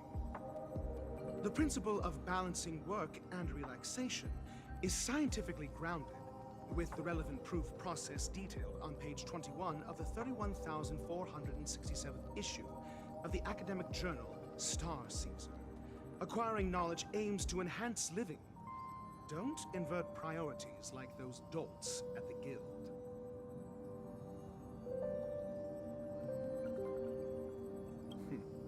Then you'll excuse me.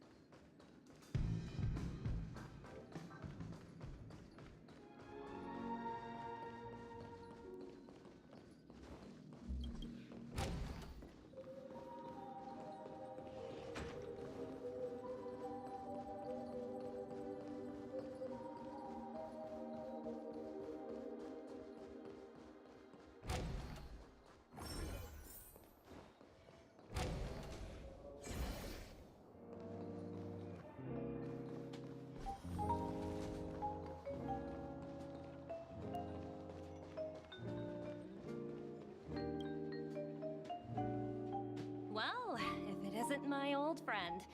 It hasn't been long, and yet, here we are again. How are you?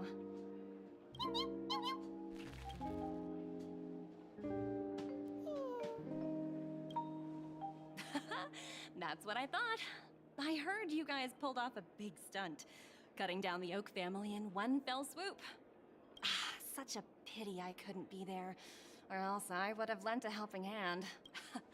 Look how bustling this ship is. Not bad. Someday when I'm less tied up, I plan to host a grand party on my eco-ship, and you'll all be on the guest list.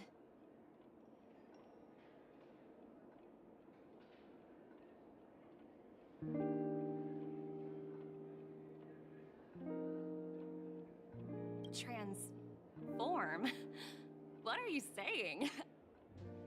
Oh, I understand now. You're referring to Aventurine's cornerstone, right? Sorry. Compared to him, my ability is not as visual. Guess there is no harm telling you. The abilities of the 10 Stonehearts' cornerstones are all different. Some can even read your thoughts, grasp your desires. So, be careful. Now that I think about it, it was good that Branya got there when she did in Belobog. If she came any later, we probably wouldn't have ended up as friends.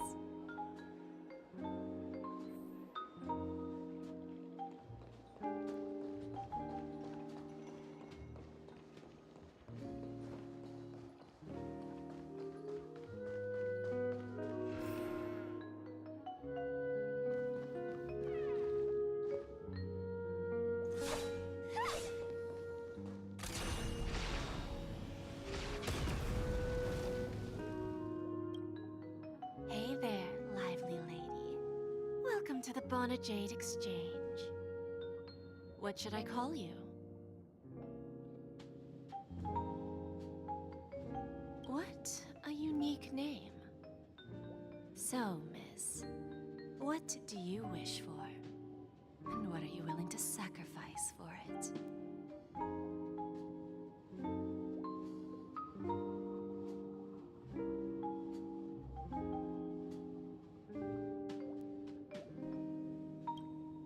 Oh, this is your wish.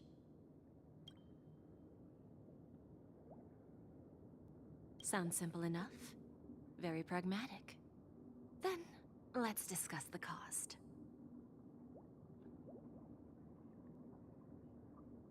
To fulfill this wish, the thing I need is simple. The tail of an animal.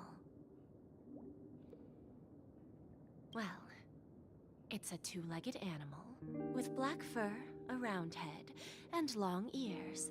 It's omnivorous and is prone to mood swings. Most importantly, it has mastered the human language and can communicate. Bring its tail to me as collateral, and your dreams will come true.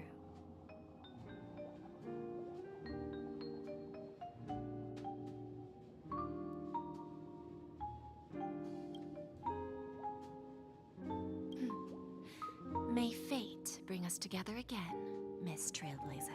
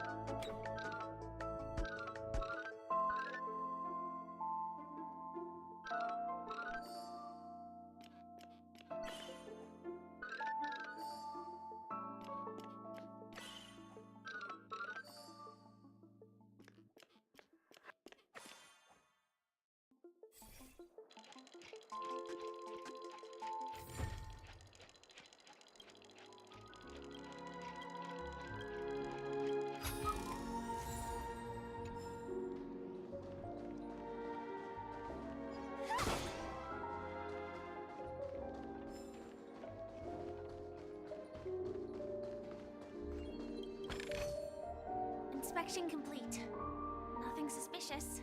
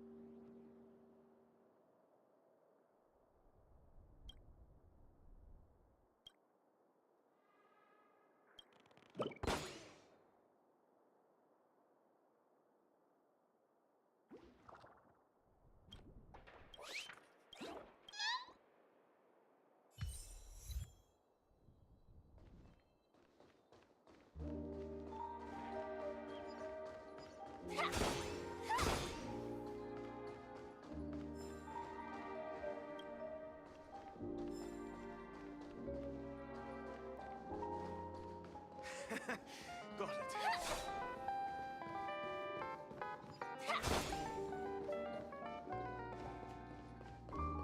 Excuse me.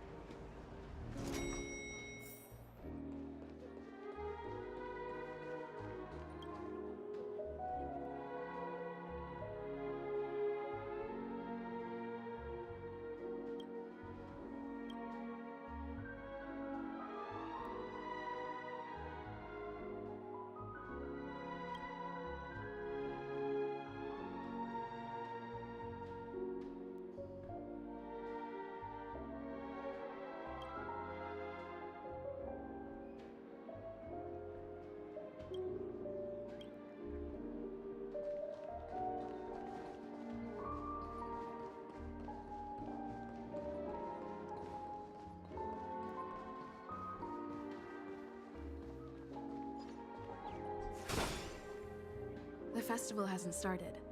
Let's take a quick break. Hi, we meet again. Who's that? It's really you! I knew I didn't get the wrong person. Yes, it's just I didn't get the chance to say hello. There's still some time before the Charmony Festival starts. Do you want to chat?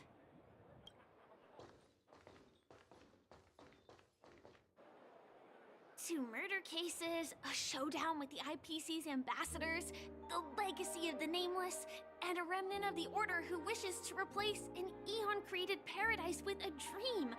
You guys even ended up shattering the dream. It's truly been quite a vacation. It's a good thing that you guys managed to overcome all those difficult problems. Congratulations! After the Charmony Festival's opening, will you guys be leaving again?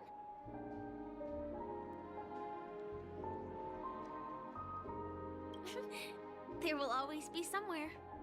After all, you guys are on the path of the Trailblaze. Before joining the Stellaron Hunters, Elio told me that this journey will tell me how to live on. That's all he said. As for the rest, it's up to me to find out. So, I'll pay extra attention to any leads that will let me live on. This trip to Penacony is no different.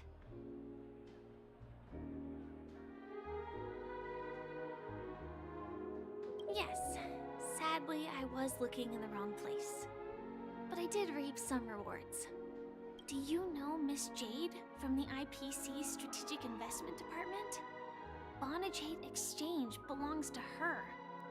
She told me her price, but...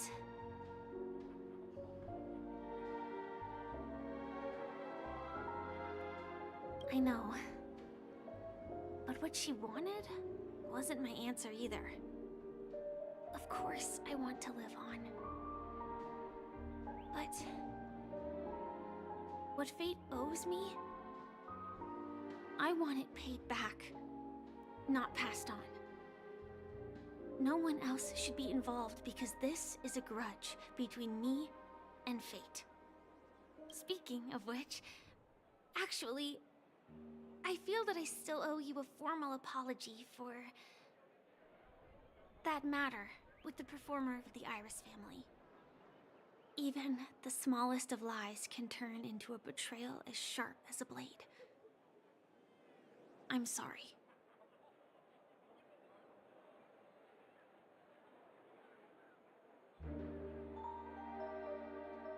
It was an emergency, so I never had the chance to formally apologize to you. And admittedly, I was the one to blame. To me, hiding is much easier than being honest. Yet, I still want to try expressing my emotions as any ordinary person would. It's that girl! Get moving!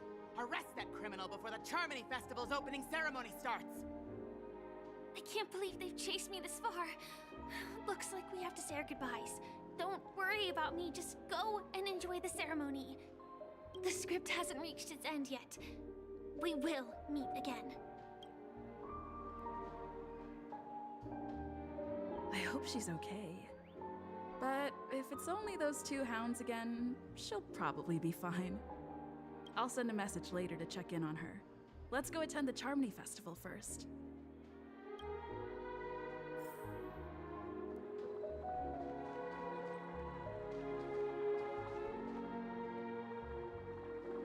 Let's take a seat here. Everything is settled. But there's still some time left. Maybe I should take a walk. Forget it. I've done enough walking around already. Let's take a seat and rest for a while.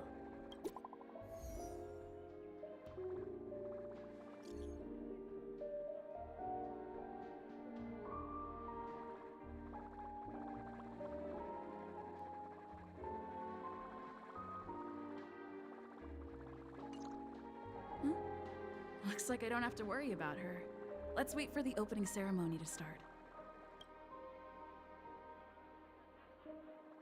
Wow! It's Miss Robin! Hey, Miss Robin! Hey, over here, Miss Robin! Miss Robin! Miss Robin! Glory to the Grandma! Miss Robin! Glory to the...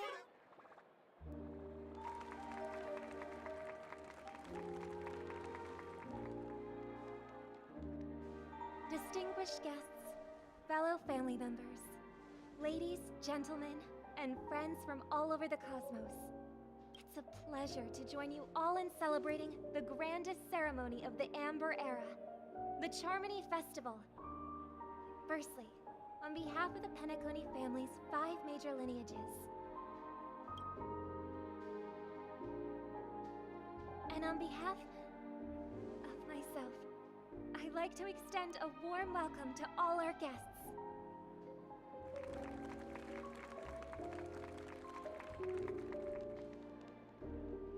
As you all may have noticed, this year's Charmony Festival is far from regular.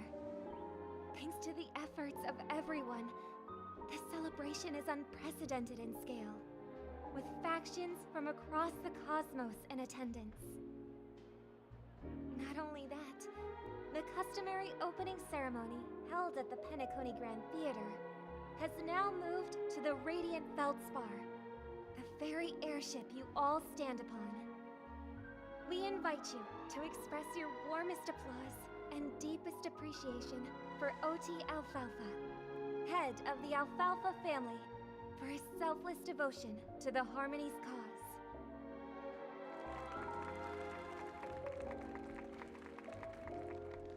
What makes this festival so uniquely significant? As is widely known, the Radiant Feldspar had to halt its voyage due to an anomaly in the Sweet Dream, sparking widespread discussion in the 12 Hours. Thanks to the hard work of Penacony's internal and external factions, we've finally gotten the Dreamscape back on track, just in time for the Charmony Festival. And as they say, good things come in pairs.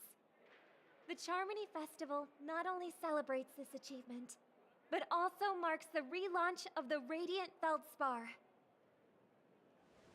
And finally, the last reason. Does everyone remember the Watchmaker?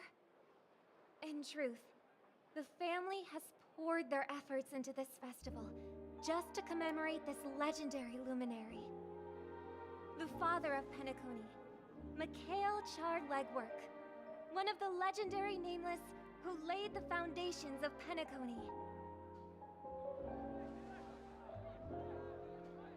In the most bewildering times of the planet of festivities, it was he who descended from the sky with his companions, who taught us through trailblazing where freedom lies.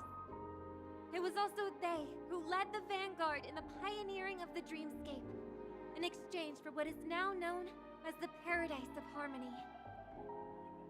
It can be said that Penacony's splendid success today is deeply rooted in the trailblazing ethos the Watchmaker planted within us. Only by honoring this trailblazing spirit can we fulfill our mission and spread harmony to a broader audience. Aw, that's so nice of her. She's talking about us.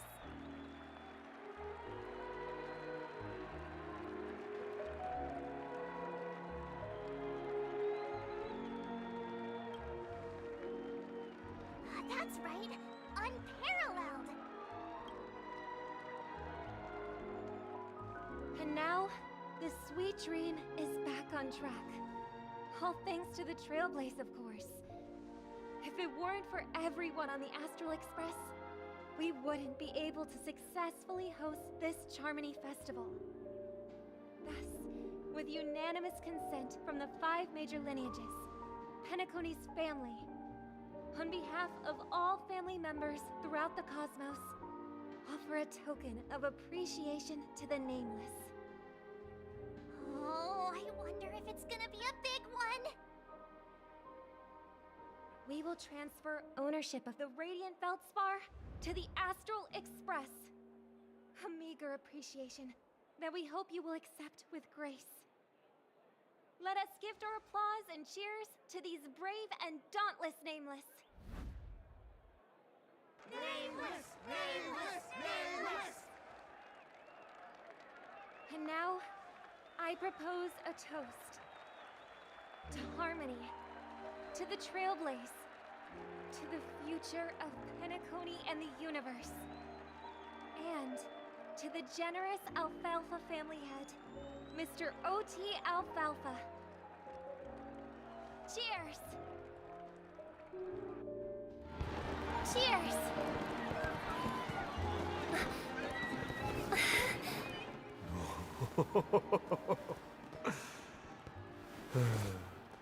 To make a decision like that. This little bird is no less capable than her brother. All's well that ends well. Right.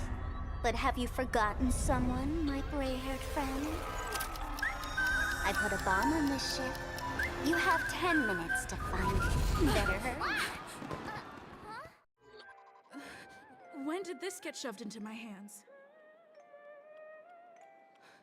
There's still so many bombs. Now's not the time for plot twists. I can't handle this alone. Time to create a group and inform everyone.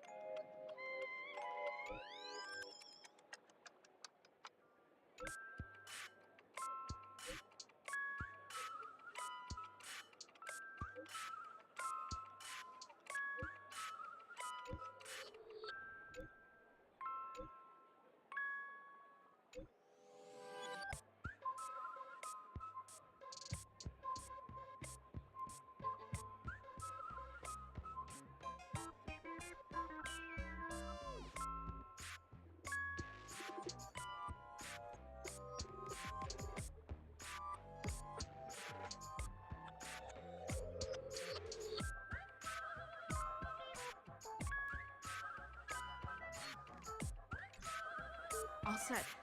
Let's start following the plan.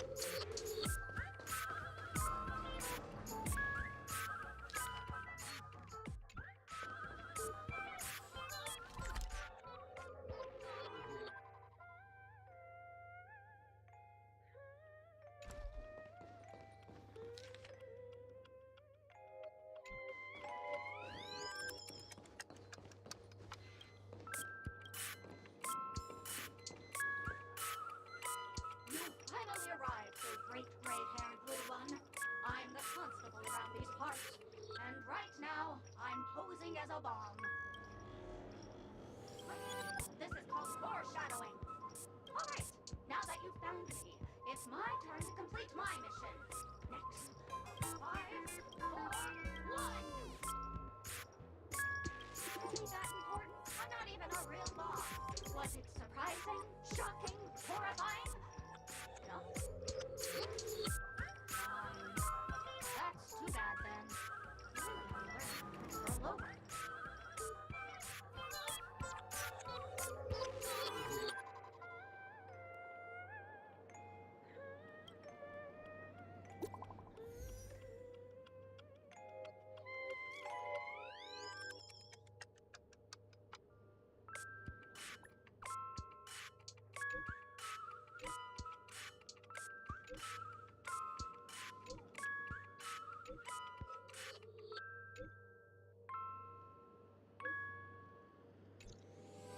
At least I made some progress. I've got to keep working at it.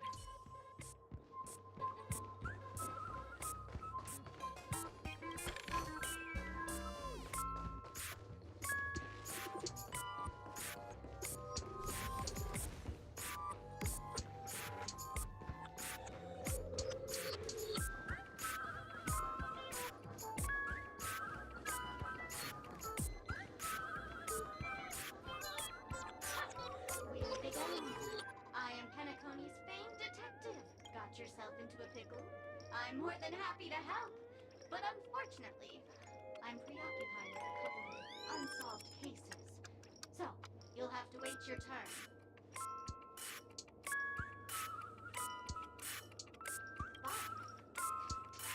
It completely slipped my mind. Dr. Boom specializes in explosives. I need your help, miss. You've had quite a few run-ins with Dr. Boom. And with the recent bomb situation, you're bound to find evidence that proves Dr. Boom is the killer. The first case is the Soul Glad factory arson case. We found a hammer, a doll, and half a liter of unidentified fluid at the scene of the crime. Our forensics results showed it's a red herring. The second case is the Blue Hour auction robbery. A gang of masked thugs broke in, stole a fragment of the Astral Express, left behind a large hammer, a doll, and a half-dead red herring at the scene. Those are all the details.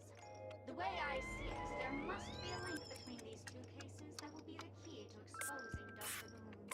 I trust in your deduction. Which piece of evidence do you think is the deciding one?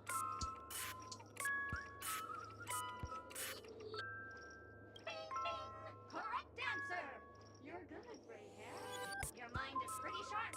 Seeing as you've put in so much effort, I'll throw you a bone. The bomb's not here. This is only a prank I've craftily set up. Hurry, time's running out. You better find that real bomb quickly.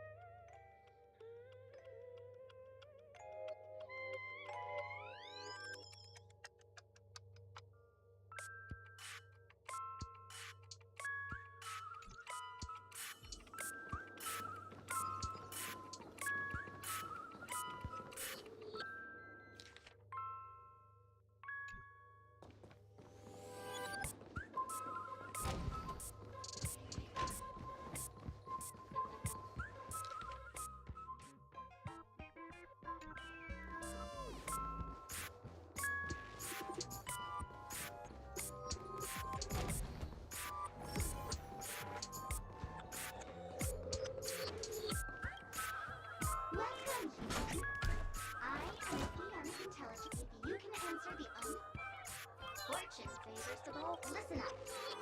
What?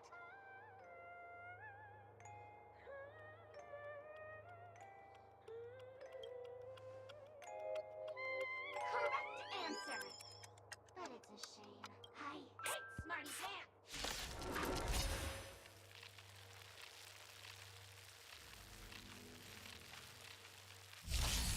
Eternal. All will be swept away by the wind.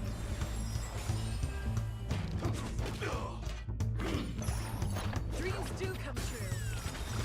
Let the show begin.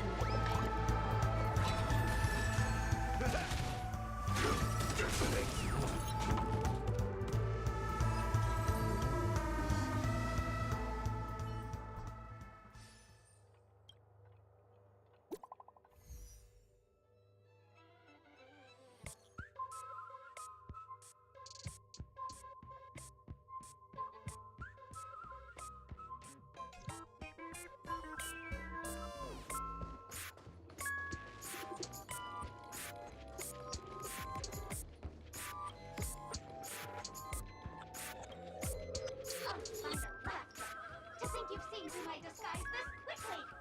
Honestly, my dear Miss Greyhead, you're just like a ferocious penguin in Madame Susan's bedroom. Keep your shirt on. A watched pot never boils, miss.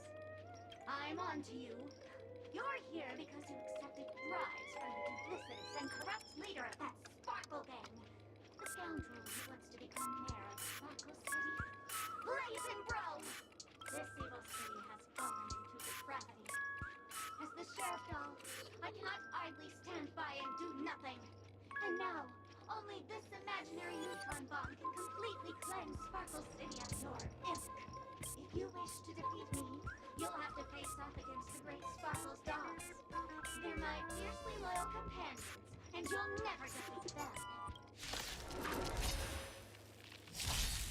Existence is unity. Until everything burns to ashes! Let's improvise. Fight to live! Set the seas aflame!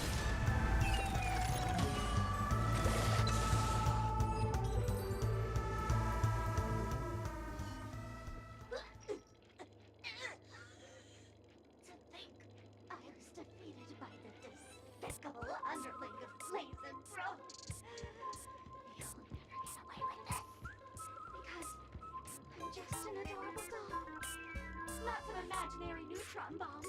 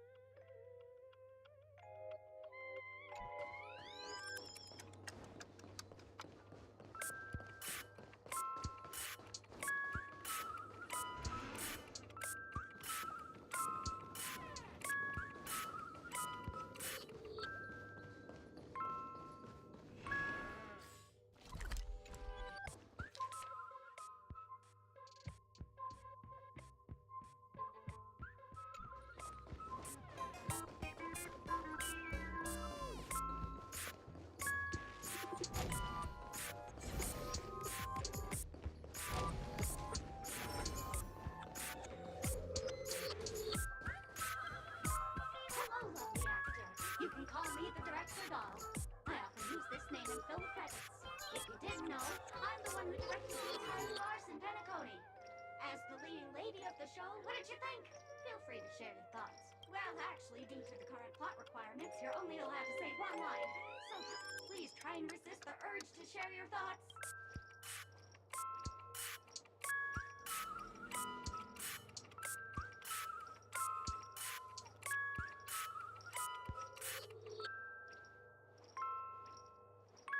Really? You really have no questions? Okay then. What a pity. Since you're done asking questions and I'm done answering, according to the script, I must reveal to you the fact that there's no bomb here at all, thus causing you to want to kick yourself for spending this whole time listening to me rattling on, after which we will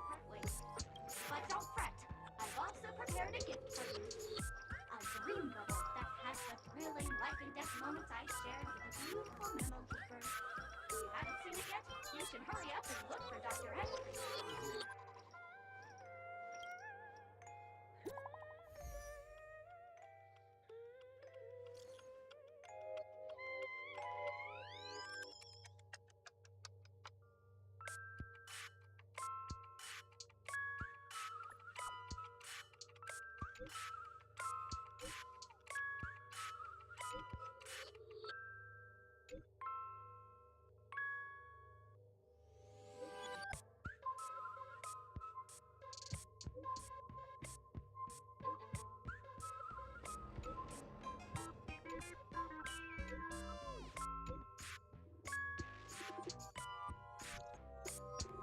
Not much time left. I hope I make it.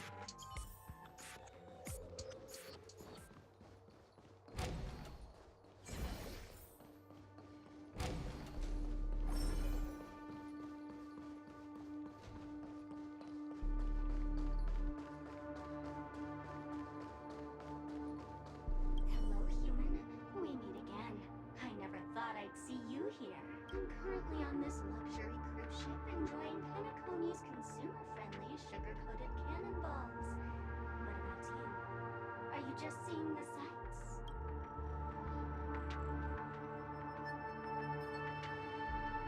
Acquaintance? I'm not even human. I'm a Heliobus, originally from the Lagoon's Extra Garden. I'm passionate about researching Xianzhou's subcultures, but I've slowly come to realize that Xianzhou's subcultures also have their limits. I forgot what happened. But anyway, I ended up in Penacony. I wanted to study a subculture that is completely different from the Xianzhou's. Really been an eye-opening experience. That is, if I had eyes, I've come to realize the people here don't treat subcultures as actual culture. They call them meme. Yes, meme. That's it. They even have forms. I'm good friends with a meme with sharp teeth and claws. It's very interested in the Xianzhou videotery culture. I gave it a Xianzhou name, and it was delighted. Oh, speaking of which, I should go and look for it. Mimi the monster has an explosive temper, and it's never been very patient. I hope you can find a real sugar-coated cannonball, I mean bomb. Bye-bye.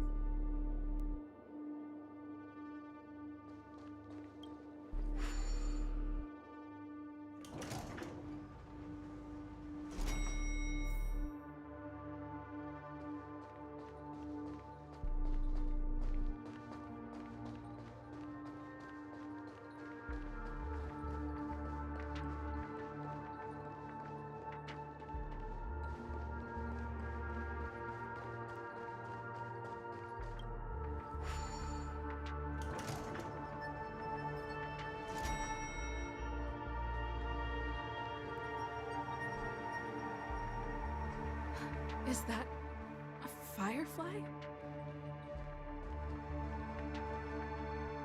minutes, 46 seconds. 28 minutes, 45 seconds. You're here!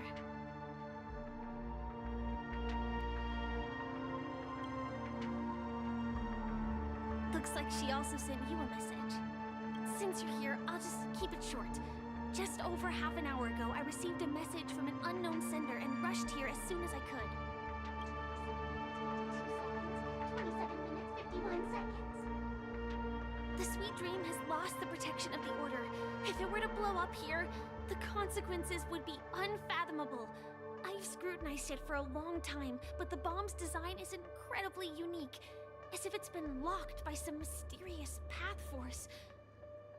Apart from its creator, I fear no one knows how to deactivate it.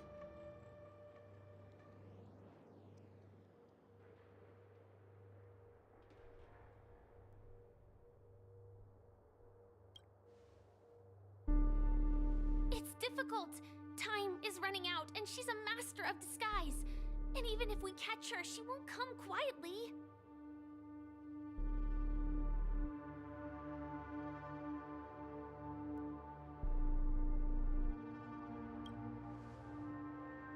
You mean the Watchmaker's guests? That's a pity. Based on my experience, I don't think any of them can turn the tide on this situation. The Memo Keeper may be able to teleport the bomb to a deserted location, but I have found a note inside the doll.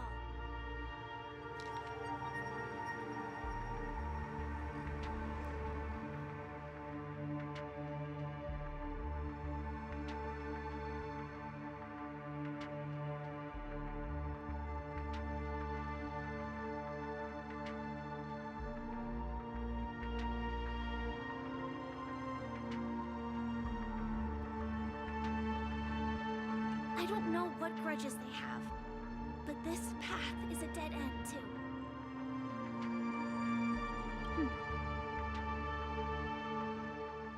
Actually, there might be another way. Do you still remember? The script said that I will experience death 3 times in the Land of Dreams. I think this moment heralds the 3rd time.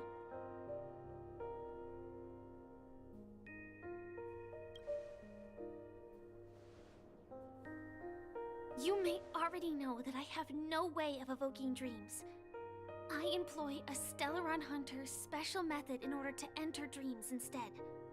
This allows me to perform feats that typical dream chasers can't. As long as I can bear the pain of the Memoria pressure, I'll be able to dive into the primal memory zone beyond the dream and extend a lifeline to the Radiant Feldspar. I will take this bomb into the depths of the dreamscape, as deep as possible, where there are no living souls around. That way, at least no one will get hurt.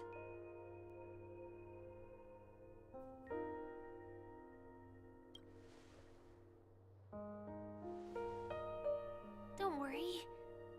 I believe that this Firefly armor will be enough to take me to where I need to go before the countdown ends, and maybe even make it back safely. At present, this is our best and most logical course of action. After all, a long story deserves a happy ending. I have some words to share with you, though they were spoken to me by Miss Acheron. She said that the so-called impossible is merely something that is yet to happen. At the moment, there are so many things that seem impossible. But are they really never going to happen? Maybe it's just that the moment to disprove these impossibilities hasn't arrived yet. Whether it be a literal ending, suffering akin to death, or a harrowing deathscape. Before the appointed destination arrives, they are all the same. Yet I can still make myriad choices. I also firmly believe that when that moment arrives for us to make a choice, the answer to our end will already be within our hearts. It is not destiny that shapes us, but we who shape destiny. The Astral Express and the Stellaron Hunters are like light and shadow. We walk on different paths, intertwined, moving forward and growing together. Maybe the end is predestined, but it is not today. Since things are going too well, let's speed up the countdown. Human life is short, just like fireflies to a flame. So if you have an answer in your heart, always remember, don't leave with any regrets. We have this right, don't we?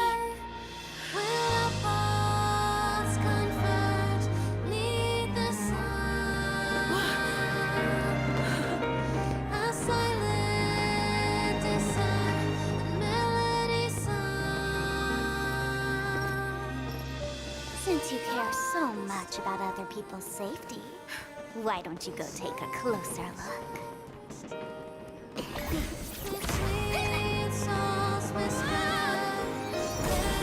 You see, everything is possible in this land of dreams. We each came here with our own goals and realized them in unimaginable ways. Our Regardless if the result was a sweet illusion or a bitter reality. It was an answer we longed for, day and night. So, why do people choose to slumber? I think it's as you said. Because in the end, we will wake up from our dreams.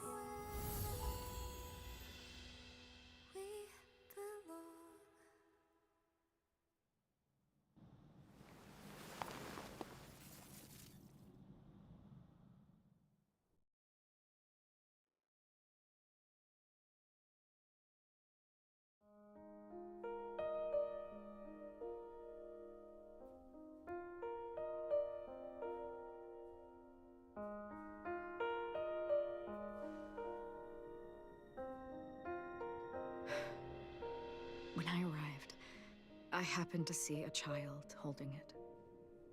He said the flowers were prepared by Aunt Jessie for the watchmaker and the war comrade he'd missed his whole life. Mikhail would place 2 bunches of flowers here year after year.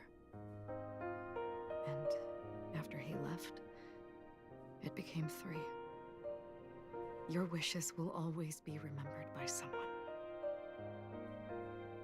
Now, Penacony, as you hoped, has welcomed the dawn after a long, dark night. The path forward may not be a bed of roses, but at least people are prepared to step forth towards freedom. Tiernan, you can go home now. While the Nameless are also preparing for the next stop of their voyage.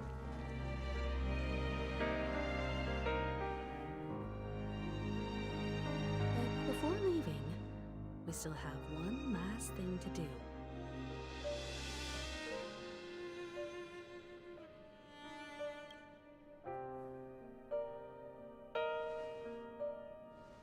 It is my honor. I've said many goodbyes. Yet I am glad that this is the first time I speak these words with a smile.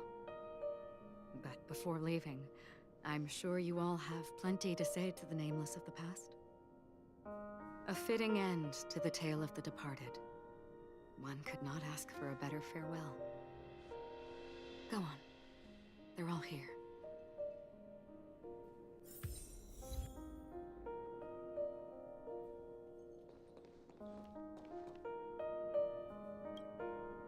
Honestly, when I heard the conductor's request, I was pretty surprised. The Nameless. Those who trailblaze, doing good deeds but never seeking recognition. After all this time, how would we even find those 3 people in such a vast place like Penacony?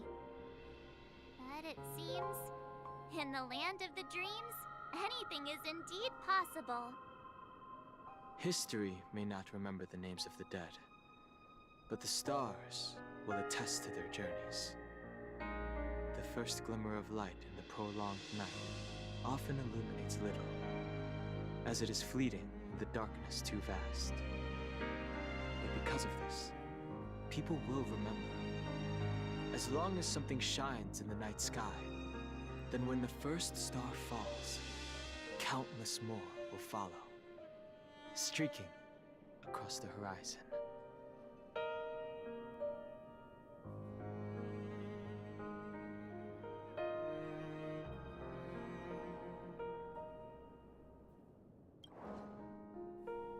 Brooklyn Tiernan, Rosalina J. and Estella, we raise a toast to you, trailblazers of the Silver Rail.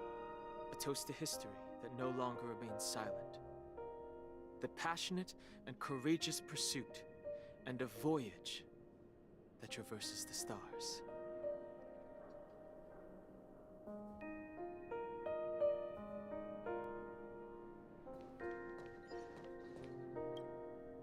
That statue. It wasn't here last time. Looks like this is the last riddle that Mr. Gallagher left for us. In the end, we still failed to figure out his true identity, or if he was even a living person.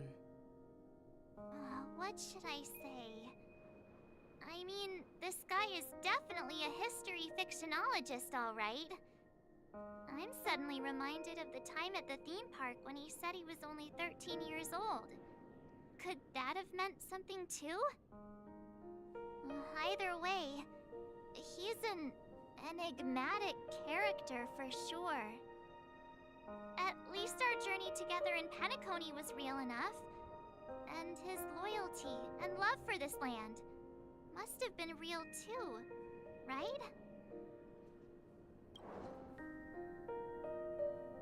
Gallagher, we raise a toast to you, the slumbering hound, to the festival's invitation, to all lies and the singular truth. If we ever meet again, please don't talk in riddles.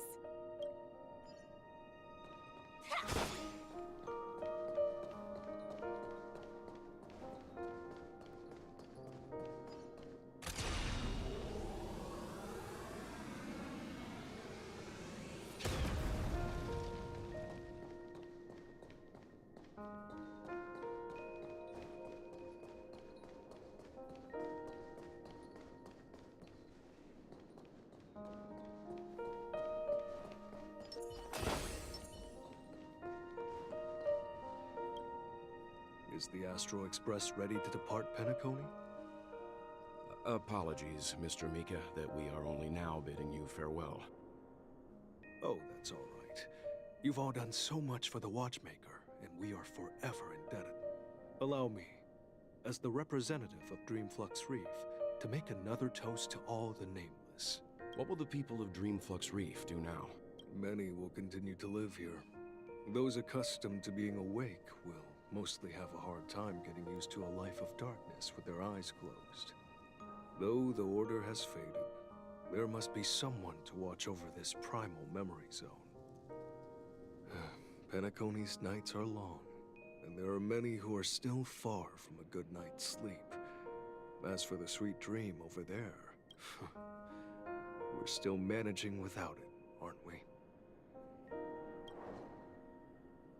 Mika and residents of Dreamflux Reef, we raise a toast to you, watchers of the long dream, to your tenacity throughout time, to each sorrowful night, and to the dawn that is finally upon us.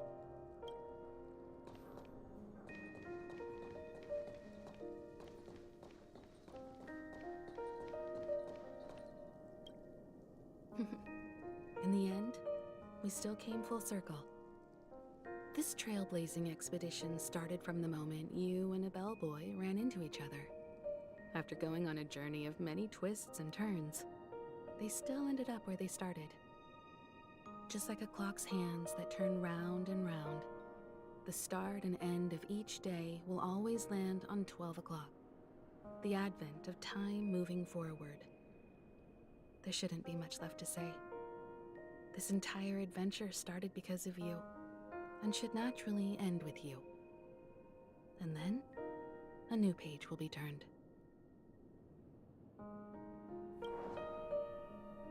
Mikhail Char Legwork, we raise a toast to you, watchmaker of the land of the dreams, nameless of the Astral Express. To Penacony's past, present, future, and the child's unwavering dream unto death. With that, our duty as nameless should be complete, right? The trailblaze can illuminate the way. But ultimately, the future of a world belongs to those who live in it. I still feel that Mr. Mikhail must have really wanted to witness this day himself. What's on your mind, March? Just a strange feeling. I had it a few stops ago, but it's super strong this time. Why not talk about it? Maybe everyone's thinking the same thing.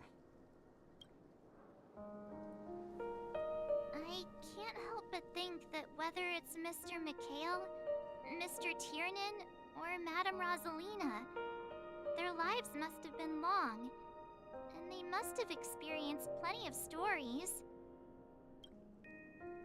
They were also young once. Stumbling and bumbling around just like us.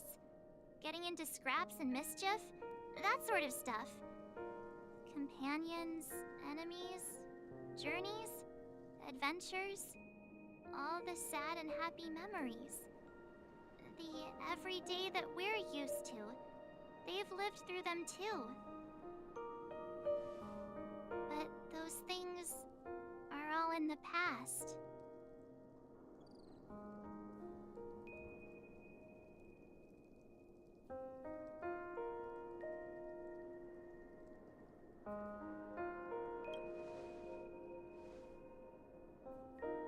I know, but the thing that I can't get out of my mind is the present.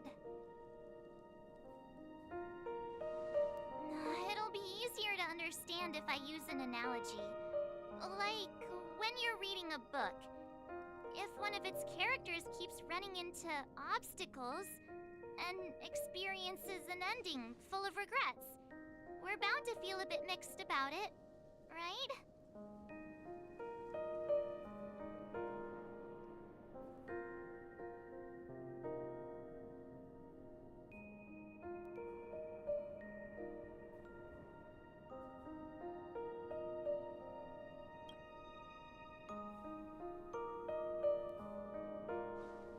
Because we've seen every nook and cranny of their lives, we see these people as special. So, even if there are parts of it that aren't really realistic nor logical, we still hope that their story gets a good ending when it comes. But what if they and we aren't really that special? When Mr. McHale sat in this chair, waiting for the Astral Express to arrive every day, what was he thinking? And if, at the end of his life, he could still firmly say he had no regrets,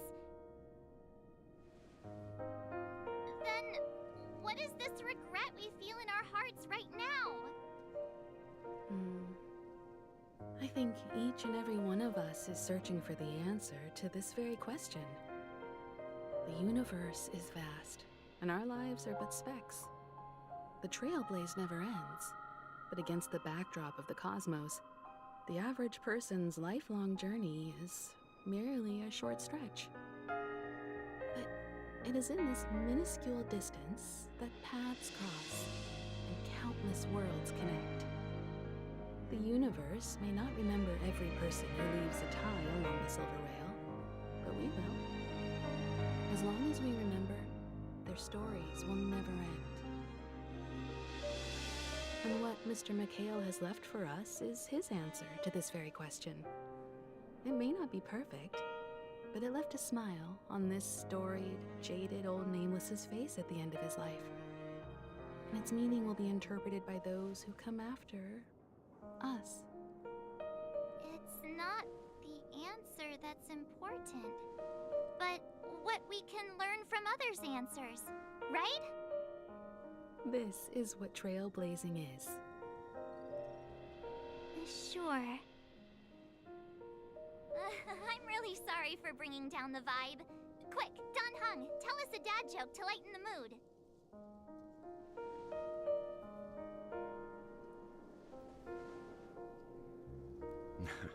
It's never a bad thing to reflect. One day, we'll all have to face our own farewells. But before that, we still have a long way ahead of us together. So the most important thing right now is to tell the conductor what we saw in Penacony. Then prepare ourselves for our next trailblazing destination. I should get back to the Express. Or maybe I could say my final goodbye to Acheron.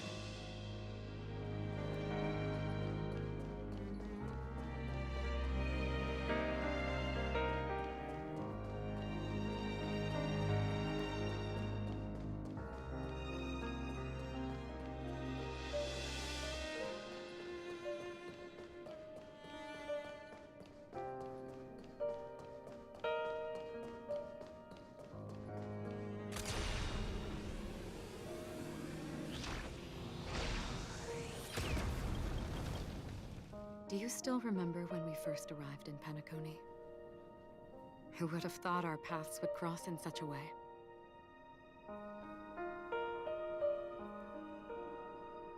The ocean of stars is vast. And given our destinations, I'm afraid our paths may not cross again. But the trailblazing expedition ahead is always full of unknowns. And my blade is sharp enough to sever fate. As long as we maintain our original resolve, I believe there will come a day where we will meet again. Come to think of it, I didn't even get a chance to formally introduce myself. Simply put, I'm a self-annihilator who was cursed by the Nihility. My hometown was destroyed a long time ago, and the whole world was erased beneath their shadow. In order to fight against the cruel end of self-destruction, I went on a journey, in search of a way to sever the chains of the Nihility. After a long and grueling search, I am convinced that my destination lies within the depths of the dark web, where reality and the Nihility are separate. In there lurks a secret called Device 9. One day, I'll reach it. Ah. In that case, I must apologize for my rudeness. Do you remember when we first met? I once said you reminded me of an acquaintance. Because of the Self-Annihilator's curse, my memories are stripped away, blurring my past. And after our journey together, what I originally thought were familiar feelings were merely illusions. I believe this was truly our first meeting.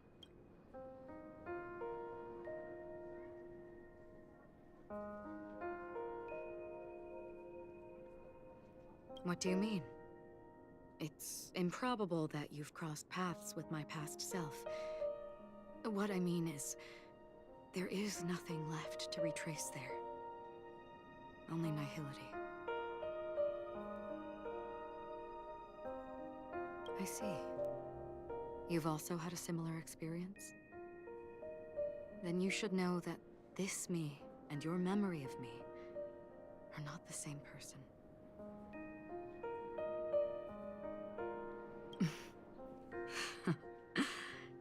Long ago, I too was like you, with irreplaceable companions. We also embarked on journeys, making the best choices we could, whenever we could. Unfortunately, we didn't achieve the outcome we wanted. But moments like this make me feel like they never even left. In this universe, there exist countless worlds that are similar yet different, and countless people who are alike yet distinct. I too have wandered alone, encountering acquaintances on strange worlds, seeing their silhouettes overlap with my past. In your opinion, what does this déjà vu mean?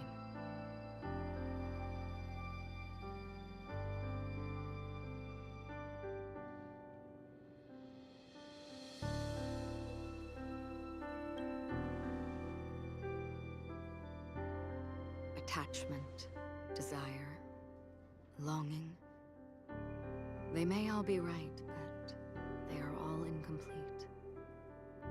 I believe it's not something external, but something that originates within us. An emotion that traverses time from a certain moment of our past to reach us. Perhaps it's a source of warmth and happiness, or maybe it brings pain and sorrow.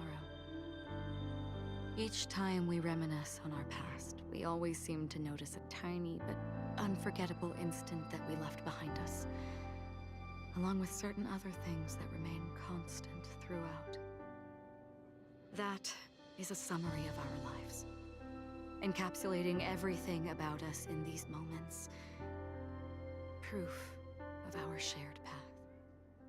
Within them, we glimpse our own essence, and thus, we truly exist. Just like everyone in this story, hurtling onwards along the path of destiny with passion and courage for the things that breathe meaning into their lives. Set forth on your voyage without hesitation, Nameless, on the path of the Trailblaze. Even if the ending has been predetermined, that's fine. There are countless things that humans cannot change. But before that, on the road towards the end, there are still many things that we can do. And because of this, the end will thus reveal a completely different meaning. This is the meaning of journey. All those things, beautiful before, are still so now. And I believe it will still bloom at the end of the nihility. Until we meet again beneath the sun's rays.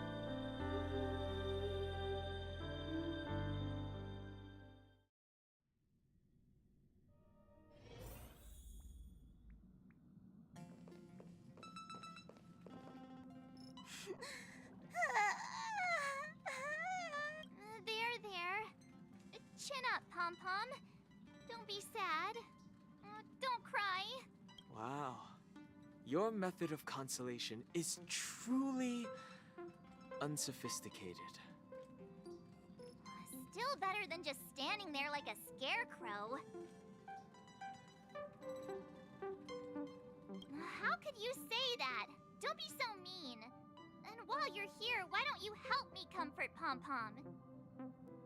We told Pom-Pom all about our adventure, and they suddenly started crying. I've never seen Pom-Pom so sad before. The conductor never cries. Pom-Pom is never sad. Pom-Pom is just angry. Yeah, angry. No matter where the express stops, you lot always manage to cause chaos. My well-thought-out timetable completely ignored. If you carry on like this, the express is gonna run out of fuel. That's right. Pom-Pom is just angry. It's not because of Misha, Tiernan, Rosalina, and the rest. It's okay. Oh, Pom-Pom, just let it all out. Everyone, could you all take a break in the next car? Don't worry. I'll stay here with Pom-Pom. But... Let's go, March.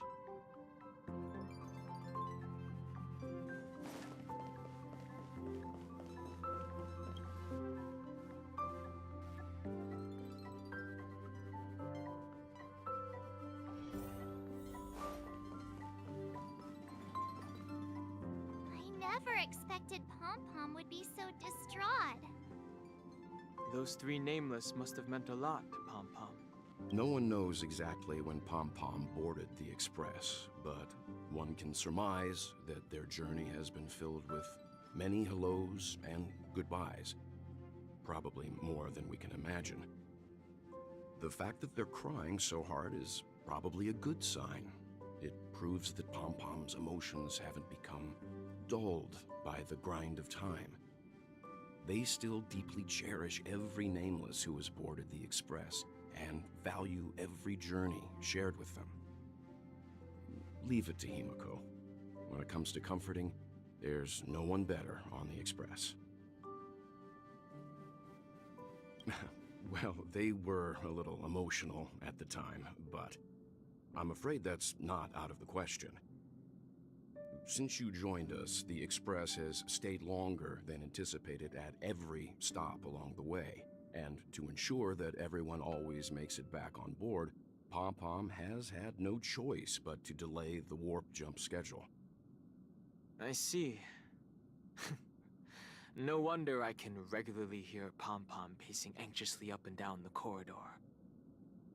Turns out Pom-Pom's been silently putting in a lot of work for us. Wow. Different from typical vehicles, the Astral Express converts every trailblaze into the energy it needs to run. Ideally, as long as trailblazing expeditions continue without interruption, The Express will receive a constant flow of energy, much like a perpetual motion machine. But because of our previous encounters, fuel is being used up much faster than expected. We can probably only pull off 2 more warp jumps at most. Only 2 more? Isn't that super risky? Oh, I don't want to become an ice cube floating around in space again.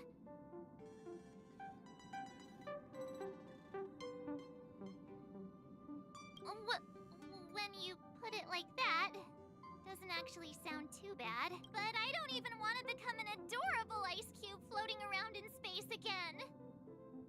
Which also means that we must prudently consider our next destination. Yes, I've already checked the astral charts. The 2 nearest worlds to us are the oceanic planet of Lushaka and the agate world, Melostanin. As for which one we're headed to, that still requires a vote. Or perhaps you might consider a suggestion.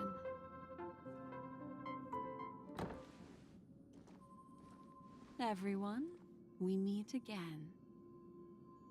It's you! Why were you just in my room? It's a very cute room, Miss March. Just like you.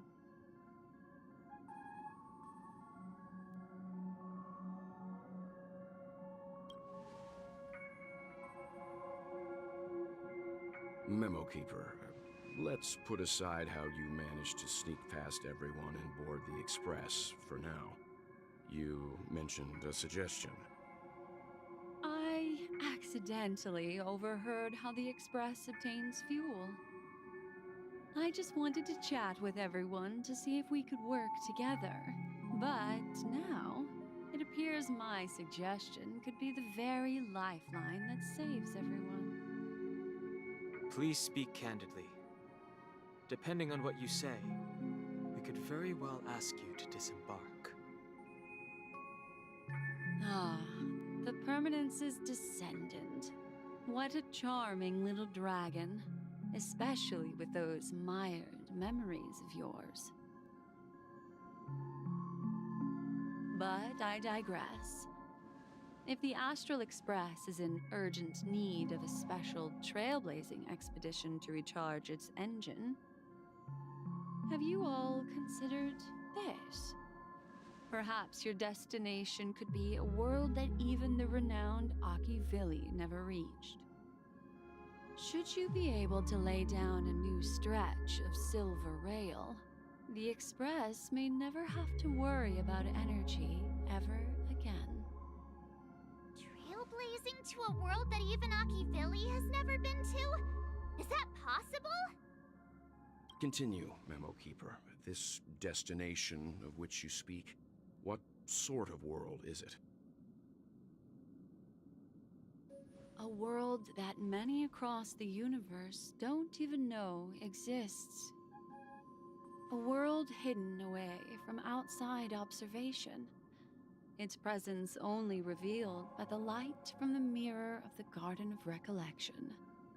A world fettered by 3 paths, its destiny hanging in the balance. The Eternal Land, Amphorius.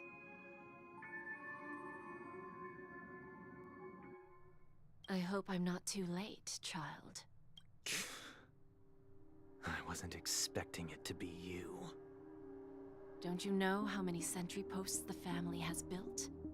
And how hard it is to get you out of here? Looks like my time's up. What do you mean? What time? Negotiation, interrogation, or death. My fate lies entirely in your hands, Lady Bonajade. The dance is done. Why bother with the compassionate pretense and give someone who's about to die the chance to talk? Despite your fall from grace, you still look well. Do not insult my pride with half-veiled sarcasm. Have you specially come to see me just to sate your vile vanity. Oh, of course not. I merely came to fulfill your younger sister's wishes. To offer you a generous trade. That is, if you're willing to accept. Robin? To build a true haven where everyone can attain peace. That's the oath between you siblings, isn't it? If I told you there was still a chance to realize this vow, would you be willing to talk to me then? I recognize the gravity of this question, which is why you don't have to answer me right now. Go now. You are free, O Chosen One, who dare to exceed his bounds, sever your wings, descend to the mortal realm, and walk their lands. See what this world is truly like. I will not accept your charity. As I mentioned earlier, it's a trade, and you don't have to give me an answer right now. Rewards are not reaped in a day, and if there's one thing I'm best at, it's waiting. The sweet dream still continues, and the night is still long. You have plenty of time to contemplate your answer. Ah, a word of advice for you before we part ways. A word of warning from someone who's been in your shoes before. Life is too short to miss out on golden opportunities.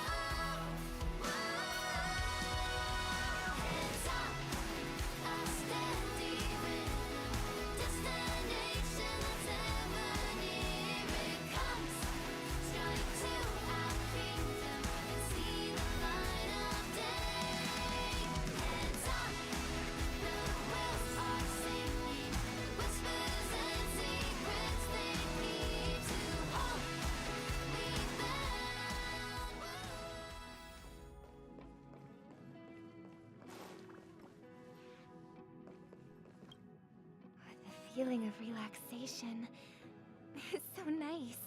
Ever since I stepped into the spotlight, I have especially treasured peaceful moments like this. Thank you. I hope the next time I come, I won't disturb anyone.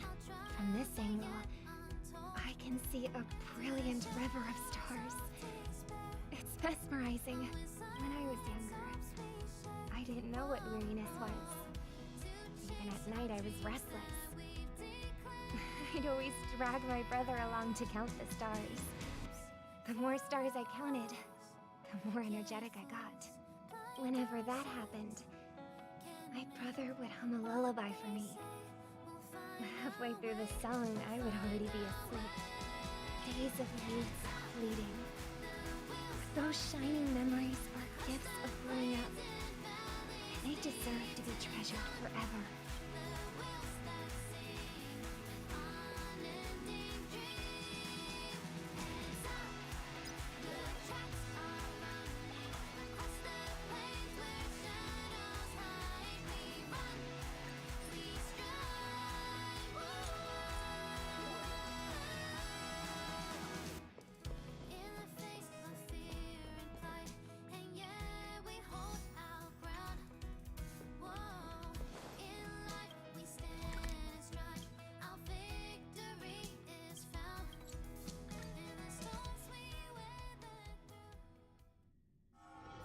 Let me stay here a little longer.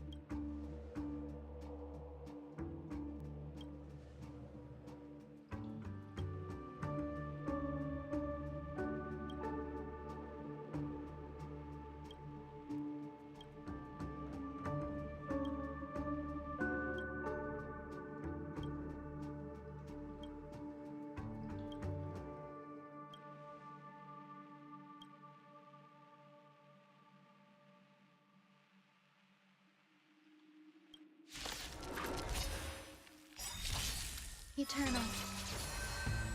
All will be swept away by the wind. Let the show begin! My friends, indulge yourselves! Let's improvise.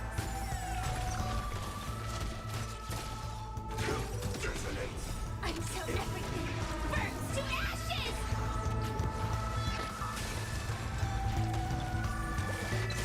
Set the seas aflame!